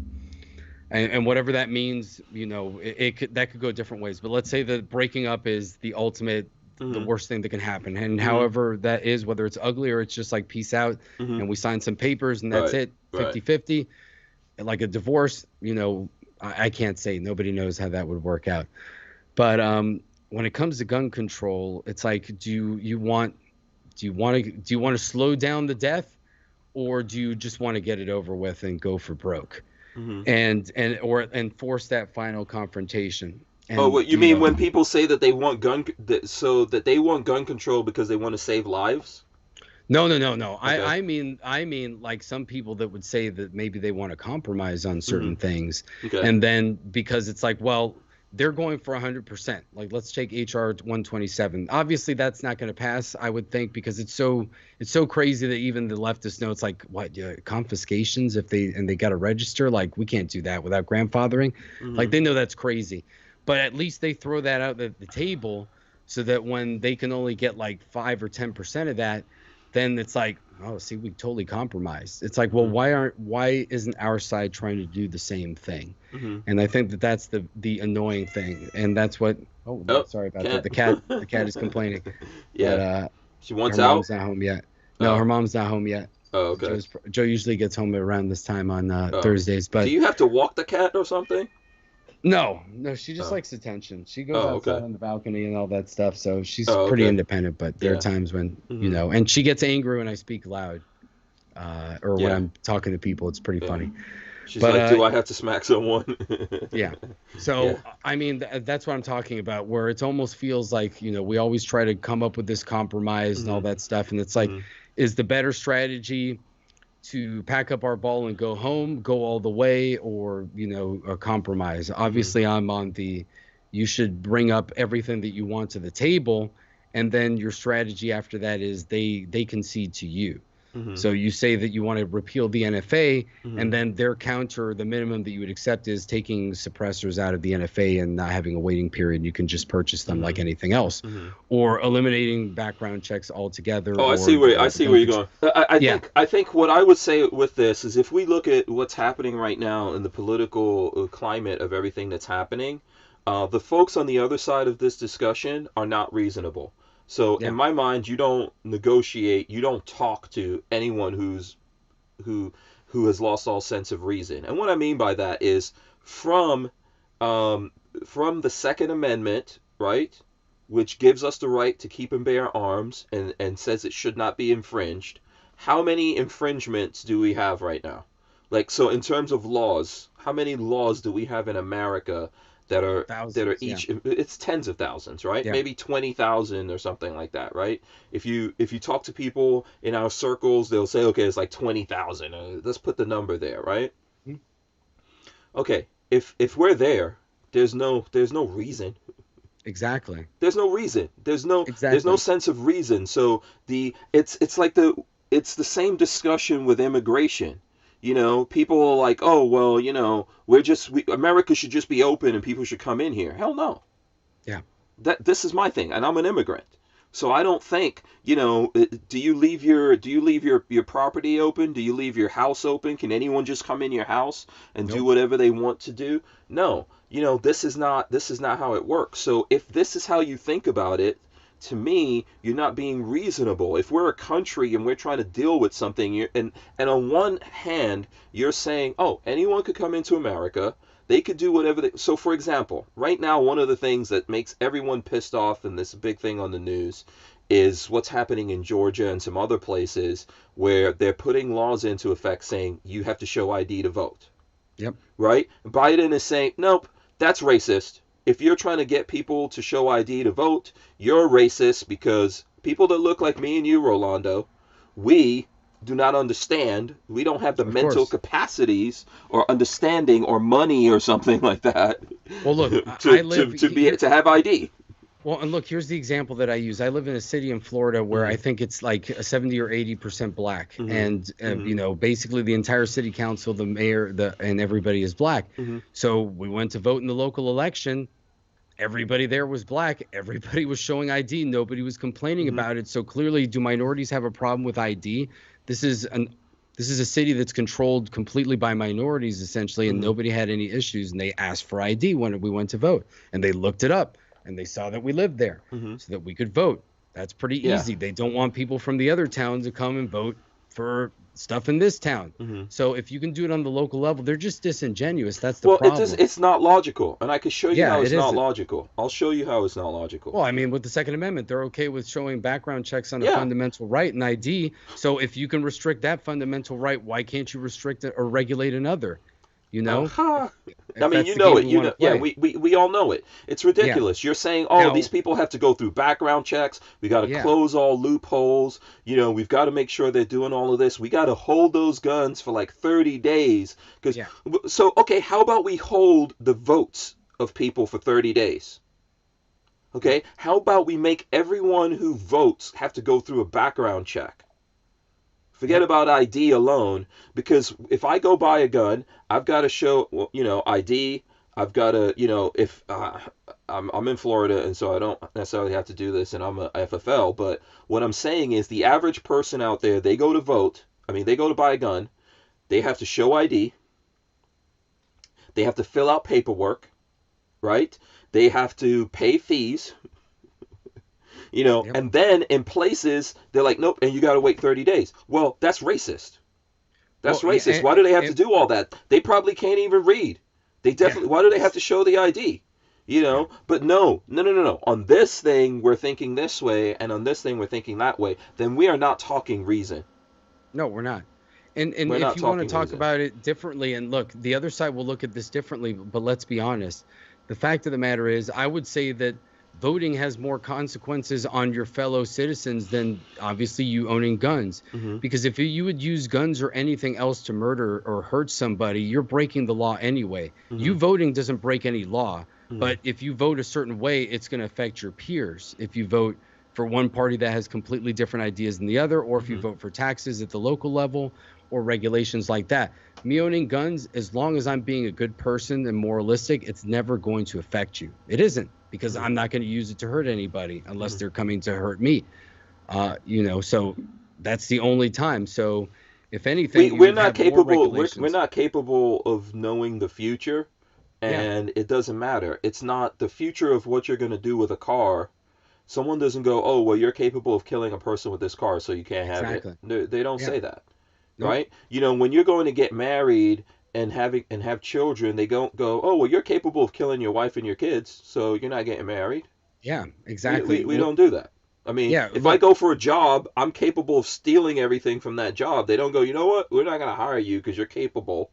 There's the potential that you might do this. It's when you do it. It's you live and you prove, you know, who you are and what you are. And if for some reason you become broken, then you get dealt with. Yeah, and look, it's the throwing away of responsibility. Ultimately, people don't want to take responsibility for everything. That's where they push people. So it's almost a reflection of themselves. It's like, I don't want you to own guns because I personally myself don't feel responsible enough to own guns. In a lot of cases, that's how it is, because you feel, you know, you've taken people to the range before and they're like, this isn't what I thought it was, or this doesn't make me like, I thought the gun people were evil or crazy, but I'm having a lot of fun when I go out shooting. Like, those are contradictory feelings, and it's difficult at first. Sometimes this is a little bit off topic, but you know, did you see the thing that happened in New York where this guy who was actually in prison because he killed his mom? It's like a big guy. I didn't see. If you let me see, I don't know if I have that story pulled up. I might have it. It's starting to hit news out there. Let me see if I could find it. Hold on here. I'm gonna pull up. If you just go to any news thing right now and look it up, you'll see what I'm talking about. There's a guy in New York City. Let me see. Can I find this here? He attacked this Asian woman in New York City. But here we go. So let me see if I could just put something up here on the screen for people to see this. Was this the one where he brutally attacked the woman, and then like the security guards were nearby and they just kind of closed the door and ignored it and they didn't do anything to help? Yes, yeah. And this particular thing. Yeah, like video. That's another statement on like how things are in this world. Yeah. that you won't go help a woman that's being beaten. Yeah, so video shows building staffers tend to Asian women after attack in New York City. But so here's the guy: murderer arrested for hate crime, stomping of New York City Filipino woman. Okay. So if you look at this, oh man, these freaking pop-ups are so annoying to me. Yep. Now everyone's got the pop-ups things coming. There's gonna be more pop-ups. So anyway, you can see this guy. Oh man, and the people inside of that building, they're just like standing there looking at that. Of course, like I get it, they might be shocked or whatever. So this guy, basically, this is a big guy, and he killed his mother. He's a black guy. Doesn't, I'm just giving you a descriptor for the people listening or whatever. He killed his mom. He went to jail in New York City. They let him out. He's there in the streets. He comes across this Filipino woman, and starts stomping her out. Yep. What are we doing? What are we doing? Why does this person exist on the face of the planet? Why does this person kill their mother and they ever see daylight ever again? Mm-hmm. But why do we even have to feed this guy? Why do we have to house him and clothe him? Why do we need this person on the face of the planet?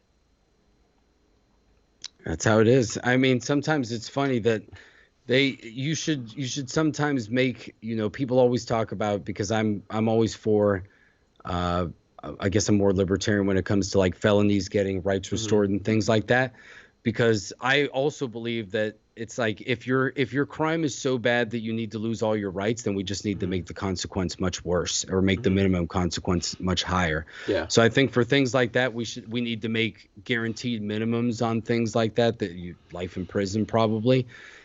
But for obviously victimless crimes, you either make those non-crimes or you make those very minimal consequences. Yeah. So sometimes our justice system is so skewed in illogical ways when you try to compare things to one another, and that's what lets people that are essentially good people that made maybe mistakes or they got arrested for BS get stuck in prison for decades, and people like that are legitimate monsters get out and they're back in the streets. Yeah, Kathleen Music Lover says, who let him out? And Richard Monder says, worst thing they did is shut the door on that woman after she was beaten. And that's kind of what and like I said, that's kind of a statement in the world today too. People don't help one another. A lot of these states, they don't have good Samaritan laws, so they get people scared. Also, what do you do? Well, let me tell you this though. What do you do against this massive dude who is probably batshit crazy? I'm not saying it's okay. Like I've lived in New York City. I've been in situations like this, and that there was a time in New York City when people would rush out there. But do I believe that this could happen in New York City where people just sit there and watch you get beaten? Yes, I've seen it. Oh, yeah, also. Of course. This is how human beings become like this. And when I realized that New York City was making me into I did not want to raise my children in New York City. I didn't want to grow up there. I didn't want to live like this, where a human being could look at another human being being beaten like a rag doll and just stand there. But what do? What's your thing that you do against this person? You're not the cops. Where's the cops? It's a police state. And so what people are told in New York City is it's very, very difficult for you to get a permit to carry in New York City. Okay? It's very difficult for you to be armed in New York City. Okay? So what are you supposed to do when you come across this massive giant of a dude stomping someone out? What are you supposed to do with him? Yeah, that's what guns are for usually. Yeah, that's what I'm saying. But if you live in a place where you can't do it, and then becomes this is where. Go ahead. Yeah, no, I'm saying in those states you can't intervene. In some states you can draw your weapon to save somebody else. I know in Florida that's the rule. If somebody else's life is in danger and you can help them out, you're allowed to engage in that situation. Yeah, and maybe we all don't have to worry about this monster walking around. Yeah. How would this have been back in the days when we were just little villages and things like that? What would we do with a person like this who destroys his own mother? We don't have that. That person can't live in our village anymore. Yeah. Okay, so it's not like, oh, we're going to put him in the prison. No, why are we Mm-hmm. putting him in the prison? So we have to feed this massive giant, and then we give him an opportunity to do this to people over and over again. Yep. That's all. That's what's going to happen now in New York City. Mm-hmm. You know, it's not like in New York City we're going to go, okay, you killed your mom, and then you stomped out this woman. That's it. We're gassing you. You're out of here. Yeah. You know, we don't have that. And I know there's people like, oh, but that's cruel, whatever. Why do we need this person? We need Mm-hmm. something that gives us an ability. We need some tool, some way that we don't have to deal with monsters. Okay? When we come across monsters, we should destroy them. You Mm-hmm. know? And then just to go to another thing here, or to go back to something else, Atomic Bull says, where I live in New York, you need ID to fly. You get driver's license to buy beer. That covers Yep. everybody. Voter ID has nothing to do with race and everything in order to be able to cheat. But look, we all have to fly. When I fly, I have to show ID. What about you? Yeah, of course. I'm flying inside of America. I have to show ID. That's Mm-hmm. racist. And Yeah. I don't believe it. What I'm saying Yeah. to you is, it's According like, to their standard. this is their stupid logic. Mm-hmm. If I'm dealing with people who have this stupid logic, I'm gonna go, nope, that's racist. Why are you trying to make me, I think, like we were talking yesterday about the airplanes, man. It's gotten so bad that no one wants to fly because of the draconian Nazi-like tactics that the airlines are taking to make people wear masks and all this kind of nonsense, right? Mm-hmm. That's not stopping a damn thing. And then we have to bail them out, but we have to show ID to fly. Why? It's racist. Why are Yep. we doing this racist thing? If it's racist to make a person show ID to vote, why are we making them show ID to fly? Yep. And it's so simple that it's crazy that normal people a lot of times don't see the logic, or I get more annoyed of if you know that you're, and that's kind of a post that I made on IG the other day talking about all these other bills that the Democrats are trying to pass that are not gun bills, and I basically said I'm kind of tired of dealing with this whole like let's reach across the aisle kind of thing mentality because if they I basically made it clear. I was like, you got like HR1, HR5, HR842. So one is basically taking away states' rights from, Mm-hmm. controlling their own elections, which Mm-hmm. that's in the Constitution. The other one is the Equality Act, which would basically, deal with, allowing people who identify as women but are not to compete in women's sports and things like that. I think that hurts Mm-hmm. women's rights. Oh, And massively. then 842 was basically breaking right to work in states. So that forces everyone to unionize, whether you want Yeah. to or not. So that takes away money and your own sovereignty because you can't choose. So I'm like, look, so you can say that you're pro-gun, but if okay, maybe let's say you voted for Biden, that's fine, and now you've become more educated. If you look at those things, or let's say that you saw my post and you're a little bit upset, but Mm-hmm. you didn't know what HR1, HR5, and Mm-hmm. HR842 were, and you decide to look at it.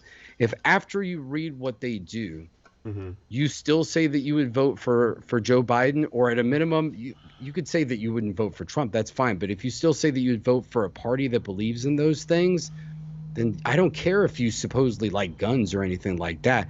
I really don't want to have anything to do with you because you're willing to give away my other rights, essentially. So it's not good enough that you're okay with my Second Amendment rights if you're going to try to take away my First Amendment, my Fourth Amendment, and my other rights. Like you can't take away any of my rights. Mm-hmm. And that's kind of where I'm tired of this. Let's compromise because I feel like there are certain standards that you just have to have and we have to have as a country. And Mm-hmm. if you don't believe in our constitutional rights, then do I really want an alliance with you? Mm-hmm. And that's kind of what I've said because those are authoritarian policies that they're pushing. So I don't know how you can reconcile the Second Amendment, which is supposed to stand against authoritarianism, with policies that are authoritarian. Yeah. Then that means that you believe in like owning guns, but then you're going to listen to the government, or are you going to help them, Yeah. or Well, I how's mean, that going to work? this is kind of what I'm So saying. Like, how are we gonna stand up to illogic, batshit craziness with yeah, logic when people are saying, "Oh, be reasonable"? let's just be reasonable and do the, you have to like negotiate or do. I'm like, no, why would I negotiate with a madman? This particular guy right here that did this thing to this woman, he's batshit crazy, but there's other people in society that are telling us things that we could sit here and we could explain how it's insane that you're saying, okay, you don't have to have a driver's license or anything like that or any kind of ID to affect the course of the entire nation and everyone inside of it, but you have to have it to fly. You have to have it to drive. So it's the same kind of craziness. Like, why am I trying to be logical with crazy people? Yep. Well, you shouldn't. You should not try to be. You should not try to. You can't negotiate with crazy people. Well, and that's kind of where I get to the point. So I know people always. I know people have wanted me to mention it and talk about it about, Rob's co-written, co-authored article from Ammo Land. Yeah. And when I read it initially, I was upset about it because I didn't like the tone of it. I saw his interview with John Crump, and I thought that he said the right things on that interview, and I saw Maj's rebuttal and disagreements with it, and I more agree with Maj. I think that to use a political analogy, that strategy is kind of what the Republicans did for decades, where they're like, let's play nice with the other side, let's not really put our line in the sand, because if we come out as reasonable and if we compromise, then they'll see that we're reasonable. And the problem is, I think that the leadership of the left started seeing we're never going to get truly what we want if we allow them to use that tactic, because then we're still doing piecemeal stuff for ourselves as well. So they started saying, let's not play by that paradigm, let's just go for broke. And then Republicans never got that message.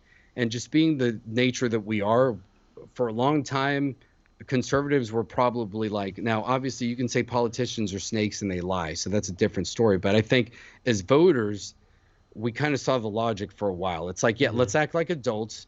They're acting a little bit like children. So we'll use facts, logic and all this stuff, and we'll try to be reasonable. And then after a while, it resulted in, well, they're not being reasonable at all. That's why President Trump became president, because people got tired of Republicans just keep selling us out or they do nothing. So let's put this guy he's a total wild card. We don't know what he's going to do. He ended up not being really pro Second Amendment, but in other things, he exposed the politicians, and whatever he did, he was the result. You got him because the party didn't stand up for things. They used tactics like that. And that's kind of how I took the article. It was like, it's almost a defeatist mentality. It was very political, written like a politician.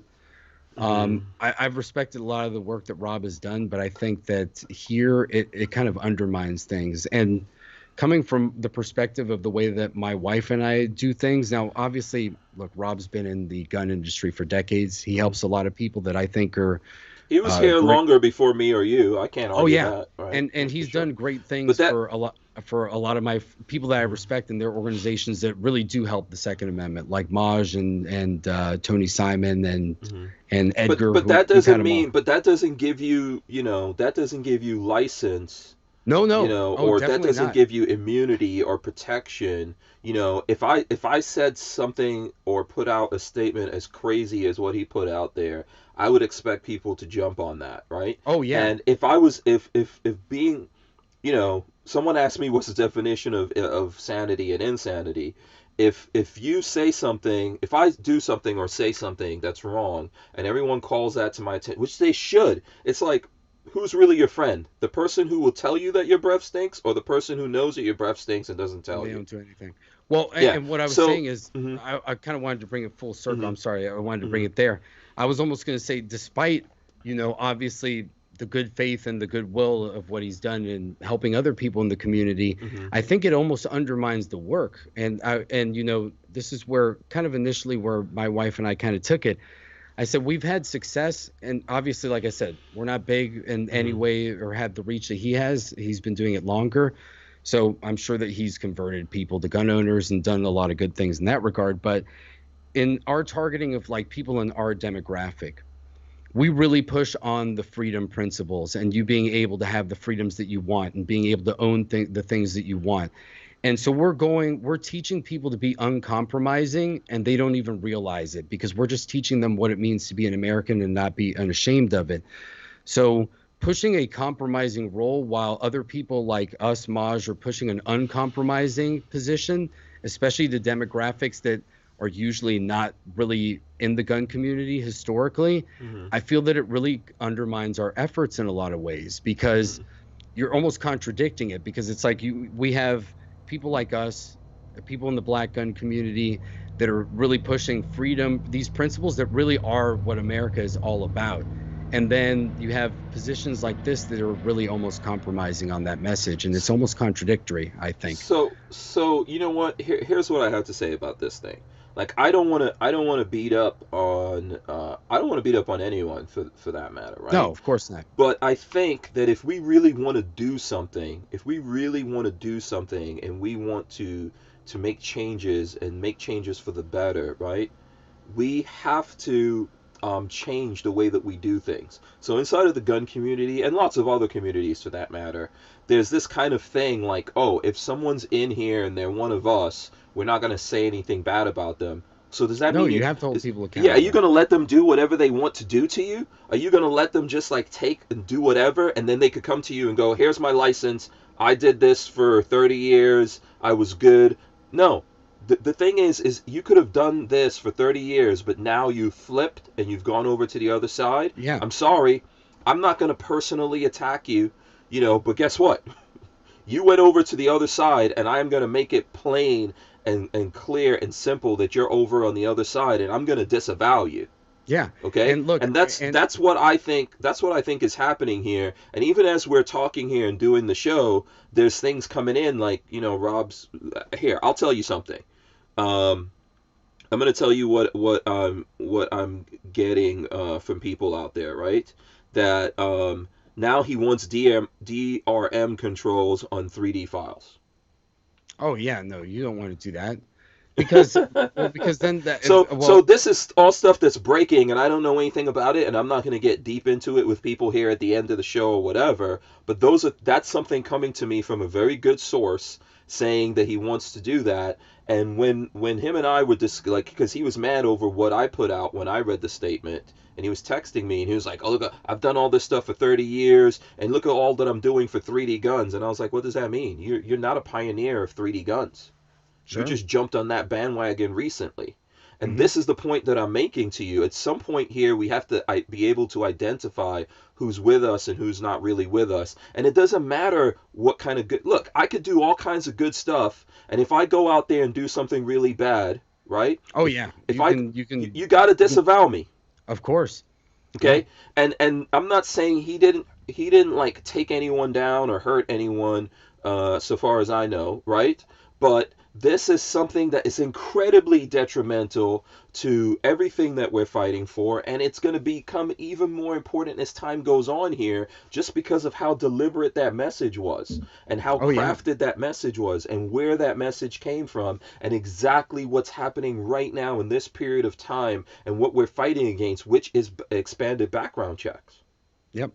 And look, I think it's this is kind of where I was going, of where do we want to go? Are you okay with a slow demise, or have we gotten to the point? See, I think that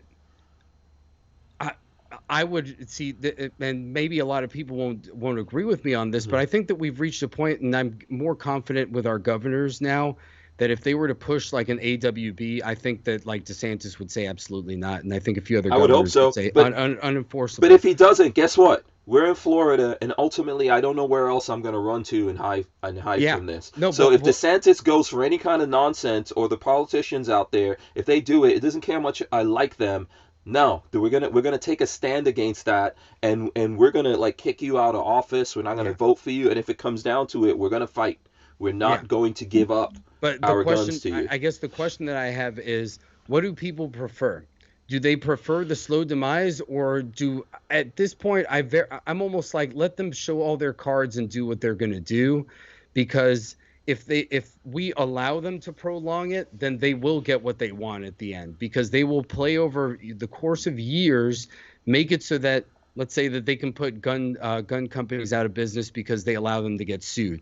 There a lot of them, even the biggest ones, are going to go. Because what are we going to do? Are we as civilians going to go defend the gun companies and like go to their factory? I would not and even. do that? Who wants to be in the business? Do you want to be in the like what side of the business do you want to be in if they allow people to start suing? Not just the manufacturers, they might sue the gun store. Yeah. So the distributor. So by that way, de facto, look, even if 3D printing guns, look, if you run out of the suppliers, because right now, even with 3D printed guns, you still need to buy barrels. You still need to buy a lot of parts that you can't manufacture yourself easily. I know that you can do electrolysis with barrels and all that stuff. I know you can, but most normal people can't, and they'll never be able to do it in the numbers that will compensate for the loss of the entire industry. Never. Never. It will never be that way. So if they do that, you're going to kill it off over generations, because eventually, even if they allow the guns to get grandfathered in and they don't take away the existing ones, people are going to stop caring about it, or they're going to make it so that you don't have public ranges. They'll make those illegal. They'll do that stuff. So it's like, well, what can you really do to instill the love of the Second Amendment to your kids after that? And they haven't done anything to take it away. So are you going to go like fight somebody over this when they made companies go out of business? It's like technically they haven't done anything to violate the Constitution. They've just made it almost impossible to create new guns. We ultimately easily. have to say no. It's a look. This is not the only point. Like, guns is not the only thing in America that people are going to have to say no. I'm telling you, there at some point here, very shortly, they're going to say that you cannot have combustion engine vehicles. Yeah. And I'm telling you, I own an electric car. I'm not freaking giving up my combustion engine vehicles, though. And at some point, they're going to say, well, one, they're already saying you can't manufacture them, and we haven't even caught up to that. So they're telling the manufacturers they can't make them. Then at some point they're going to say you can't own them. Yeah. Okay? And we're going to sit here and we're going to take that. And no, people, human beings out there, you have to see what's happening and you have to go, no to that. We're not going to do that. If someone can make a better electric car and more people buy electric cars or whatever, good for you. But no one should be forced to go down that path. The government doesn't know what's best for us. I'm sorry. They do not know what's best for us. If COVID hasn't shown you that, I don't know what in the hell is going to happen for you to realize that the government doesn't know and they don't care what's best for you. Yeah, that's the thing. So it's like what we said. It's like, is it nefarious or is it stupidity? It's a combination of both. It's a lot of times they bumble their way around, and then they find out through their bumbling that they can take power, and then it becomes nefarious after a while. Because by going back and forth on things like masks, vaccines, like what's right, what's wrong, if they see that the people keep shifting the positions with them, they're like, oh, wait a second, even though we've been screwing up, they still listen to us every time. That means that now we can just choose a path and they'll listen to us. They'll because take we've everything. Seen that they'll take everything. If we can tell them contradictory things every day and they keep going for it, it's just like 1984, where they have that one scene where they're giving a speech for like a week that they're fighting a war with like Eurasia or something, because there's only like 3 countries in the book, Eurasia, and then mid-speech they change like, oh no, we're at war with East Asia. And then everybody in the crowd just keeps going, and then they just change all the signs and everything. Everybody's like, oh yeah, we've been at war with East Asia the whole time. If you let them, they'll take everything from you, man. Yeah. You're going to sit here and say, no, they'll never do this. But one day they'll come to, one day you or your children will be getting in trouble because your son doesn't want to date some chick who used to be a dude or whatever. And then there's a problem because they don't want to do that. Yeah. Okay? Every single thing will be taken from you if you allow the government to tell you what's wrong and what's right. Yeah. They do not know what's wrong and what's right. They're not even responsible for that. Yeah. Okay? We are the people. This is the reason why, it says shall not be infringed. We're the ones who decide what's wrong and what's right and what's happening to us. Okay? Yeah. They'll do everything to you. If you think you won't wind up like China, where they're like, you know what? I don't think you could have more than one kid. Yeah. There's all kinds of things that you think, if I'm telling you that you think I'm talking about something ridiculous that would never happen in America, you're going to get there. Yeah. And that's where I bring it up too, that's why I have, and I know, like, going back to the article, that's why even some of my anger towards it or disagreement with it is from a slightly different perspective from other people, because Yeah. I've lived in South Florida for more than 20 years. So I've grown up hearing stories from Cubans and Venezuelans. Hmm. So for me, it's like, let's say that we take it at face value and say that Rob is coming from good faith. Let's say you give him the benefit of the doubt. If you take the article in a vacuum, I would Okay, still this is a big disagree with say. it. This is a big No, say, but I would say I still disagree with this coming in uh, good faith, because I think it's a naive viewpoint. Because I've been growing up hearing all these stories and seeing, witnessing these things next in our backyard, where the politicians tell you one thing and then they take away everything from you. They whisper these yeah. sweet nothings in your mouth. So I would be like, with all due respect, In man, your I'm ear. not It's gonna. supposed to be in your ear. I don't Yeah, want sweet nothings going in my mouth yeah, either, yeah. but But it's like yeah, it's like with all due yeah, respect, man, yeah. I'm not gonna buy That into it, that because was the your other Ricky side. Ricardo moment. Yeah, I'm just because teasing the you. other side deals in bad faith, and I Hmm. think that that's where, even if you take it in a vacuum, it's a very naive viewpoint. Hmm. Because, and I think Rob even admitted this himself when he was talking with Crump. He's like, "Look, dude, I only deal with the Second Amendment," and this is where my IG post comes back to it again. If you only focus, or you only say that you focus on that, and you don't see that then they're going to create other laws that will eventually force the confrontation on the Second Amendment, or where they take away your other rights so that you can't even talk or Hmm. organize to defend the Second Amendment, then you can't keep everything in a silo. You can't just say, well, I'm going to only focus on the Second Amendment, but they're going to take away my Yeah. freedom of But speech, but I that can't statement voice is any. not accurate. Like, no, we don't live in a vacuum. So we Well, don't yeah, live in I a know. vacuum where only the Second Amendment exists. Everything exists, and if you're a human being, you have to deal with everything. Well, that's what I'm saying. You Yeah, know. that you can't just take that perspective, because I've seen this more in the gun community lately, where it's like, let's kumbaya, let's go with our friends that might be liberal gun owners. I'm like, I'm okay with that if they're against all these other things and push now, and they really are genuine. They might say like, this party left me, man. Like, this is not really what Hmm. I believe in. I was like a liberal. I'm not a progressive or a communist or a socialist like this party is now. It's like, well, if you're against those things, you can jump on the boat.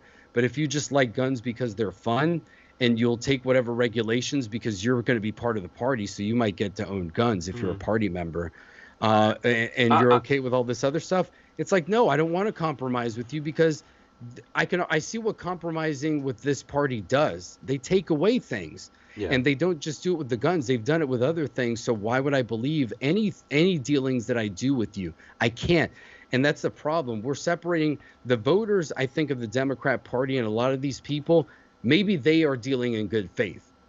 Maybe Rob, we could say, if he might have some other motivations, I don't know. But Hmm. let's say that some of these liberal gun owners do truly believe, like, well, background checks, like, we won't take away the guns and we don't believe in this other stuff, but we really do believe in background checks. And it's like, well, if you came from that perspective and you never knew anything, okay, let's say that you believe in that. But look what your party does and look what they're suggesting. Like, why aren't you standing up to that? Because that's what they really Hmm. believe in. So maybe you only believe in minimal gun control, even if we believe in zero. That's better than taking everything away. But the problem is the people that represent you, that you voted for, don't agree with you. You know They what? don't. Here's what I think, man. And I know we're over the 9 o'clock hour, and I appreciate everyone who's still listening to us and watching. I hope you guys smash the thumbs ups. Here's what I honestly think about this, and I think this is maybe what's going on with Rob. I think he's one of the elite in his mind that we were talking about before. Yeah. And he feels like none of this pertains to him because it's never going to affect him. And that's when you start thinking like this, because I don't, I'm willing to fight for everyone on things, right?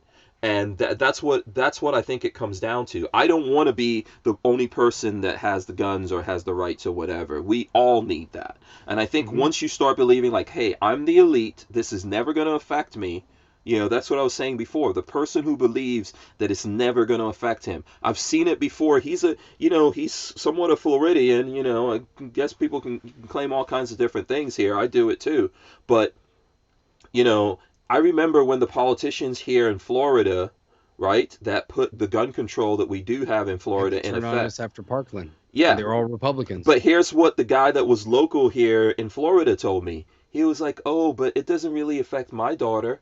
My daughter Yeah. is 18, but she could still get a gun because I could buy it and I could give it to her." And you know what I said? I was like, "Dude, that's you're thinking like you're Well, elite or and something that's like part of that. the problem, Because and look, maybe there's lots of women out there that don't have a father that can buy yeah, this thing and give it to them. and And this is maybe how we lose when we just think like, hey, this will never affect me. It's going to affect yeah. other people who I don't give a shit about. And maybe we need to look in the mirror. And when I mean that looking in the mirror is Hmm. collectively, like, just because, and this is something that, Joe and I harp on all the time, within the gun community, people who are actually for 2A are a minority in Hmm. the gun community. Like, most gun owners don't care about the laws or anything like that until they run into them. They're not necessarily for the 2A. They might just buy guns because they're fun, or, hey, I need to defend my family, but they Hmm. don't go delve deeper into the politics. And sometimes we take that for granted, that even people on the conservative side, they're like, yeah, I'm okay with background checks. I mean, right now, what did Crump say the other day? That a lot of Republican senators might be on the edge to vote for H.R. 8 and 1446. And it's because if we don't call and let these people know that we're vocal, we're not going to do anything. Because I bet you could ask, and it would be sad, but I think we need to start admitting that it might be true, that maybe there are a majority of Republican voters that might be okay with that if you tell them you're not going to give them other stuff, and they might actually believe in that They compromise they approach. they need to They change do. the minds. They need to change Yeah. their mindset And sometimes because we these things affect maybe we everyone. need to stop wasting time and trying to go to the other side of the aisle and actually make sure that our side is actually 100% behind this too.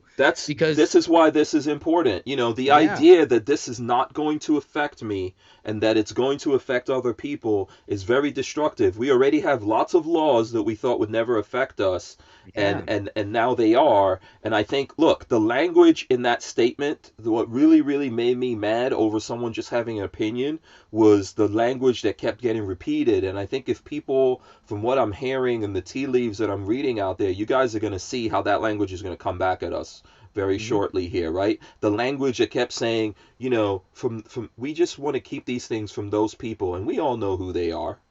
We want to Mhm. keep them from those people, and we all know who they are. No, we That's don't know, that's because the the other problem.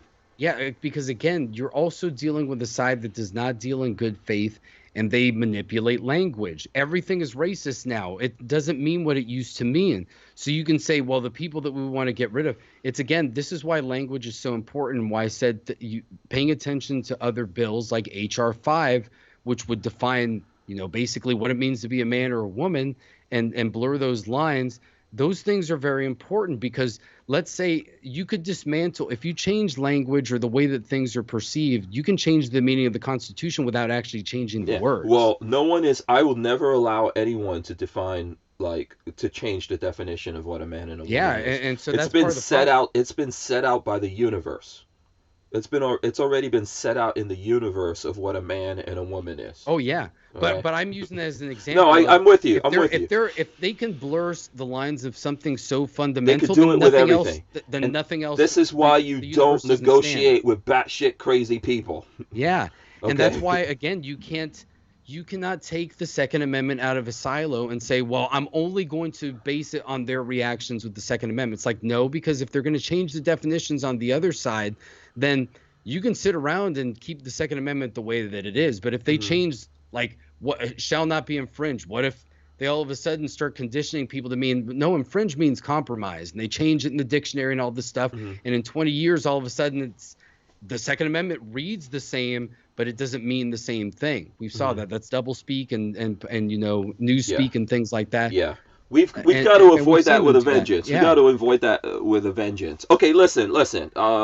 You know, you're just getting warmed up. I know. I brought the fun stuff at the end, but we just got Yeah. we got on other It was a tangents, great and sometimes it's conversation the fun. whole Yeah. way. Yeah, it was a great So conversation the whole way through. if people want to see more, I'm sure that we'll talk about it on our show a little bit more at some point. And Yeah. I, I I'm not anybody that I would be afraid to talk with Rob or anything like that. Hmm. He's always treated my wife and I with respect. So I won't be mean to him or disparage or anything like that. But I vehemently disagree with the approach, and I think it undermines us. Hmm. And I think it does us harm. But Yeah. it I doesn't personally necessarily don't have affect. any I personally don't have any interest in promoting people that are antithetical Yeah. to what the mission is here. It's a waste of time. We need to get like a good solid message out there. We don't need confusion. Confusion is the root of all of the problems that we're facing in society right now, okay? We need the opposite of confusion. We need people who know exactly what the mission is, right? That know exactly what's righteous. And I'm telling you, in this case, it shall not be infringed.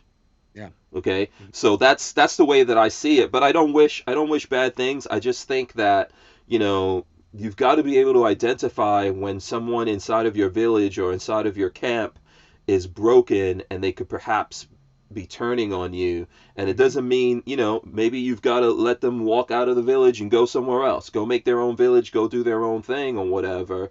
But you can't keep wasting resources and energy and time on those people when it's very clear. And to me, it's kind of clear. I've seen things going on for a long time, and I've let it go. And then that letter that I read was the final straw for me.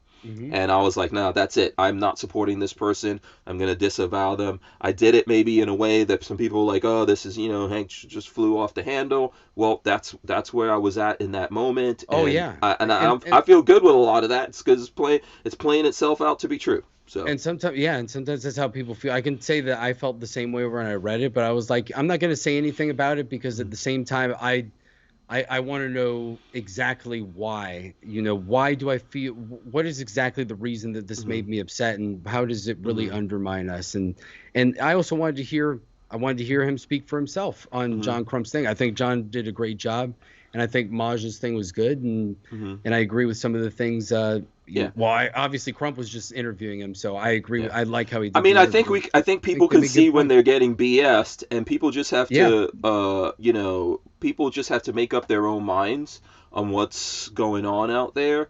And I think ultimately here we just need to decide where we're going to put the energy. I'm going to put my energy behind the folks out there who are working to the cause that we need, because it's so few of us. It's a few of us. We don't have a lot of money. We don't have a lot of power. We're being marginalized by social media and the media in general. It's like our backs are up against the wall here. And if you're not in the fight with me, I don't want you standing next to me. Yeah. Yeah. No, it's getting tough. It really is. Yeah, so that's the ranks. Yeah, that's my thing about it. Other than that, hey, I wish people good or whatever, but I'm just not going to push forward those kinds of things. And everyone at least is awake to this and seeing it. And I think that it's all going to play itself out, and everyone can make up their own mind. Yeah, what they want to and do. Look, it is good. I would rather.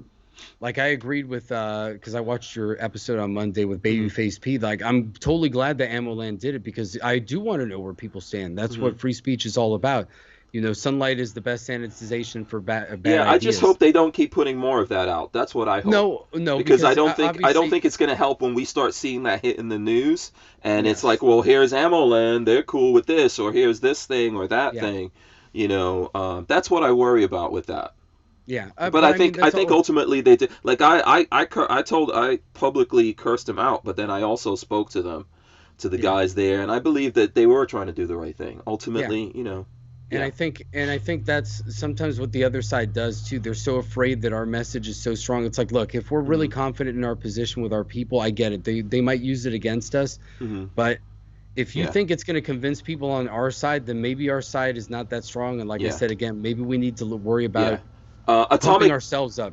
Atomic Bulls has a good comment. He says the response from Reed Hendricks was very well done. I actually watched that. Someone told me about it today, and so I stopped what I was doing. Gotta check it out. Yeah, you should take a look at it. Reed from Val Ridge. Look, that guy was a professor. And I think he laid everything out very well, and I was in total agreement with how he said it and the way he said it and all that. And I would definitely recommend people go see that. But pay attention, be your own judge. If people bring things to your attention, now you need to look and you need to make up for your own self. That's what I've done. People have always, so in the time I've been doing this and having Rob on, people have been telling me things, and I was like, nah, I'll find out for myself. And then I started finding out for myself, and Rob was sniping me and other people and lots of stuff out there. And then this thing is not, I just didn't jump into this one day, it built up to this. But I do still say to folks out there, ultimately, you have to. And I'm not talking about you, Ro, because I know you're like that already.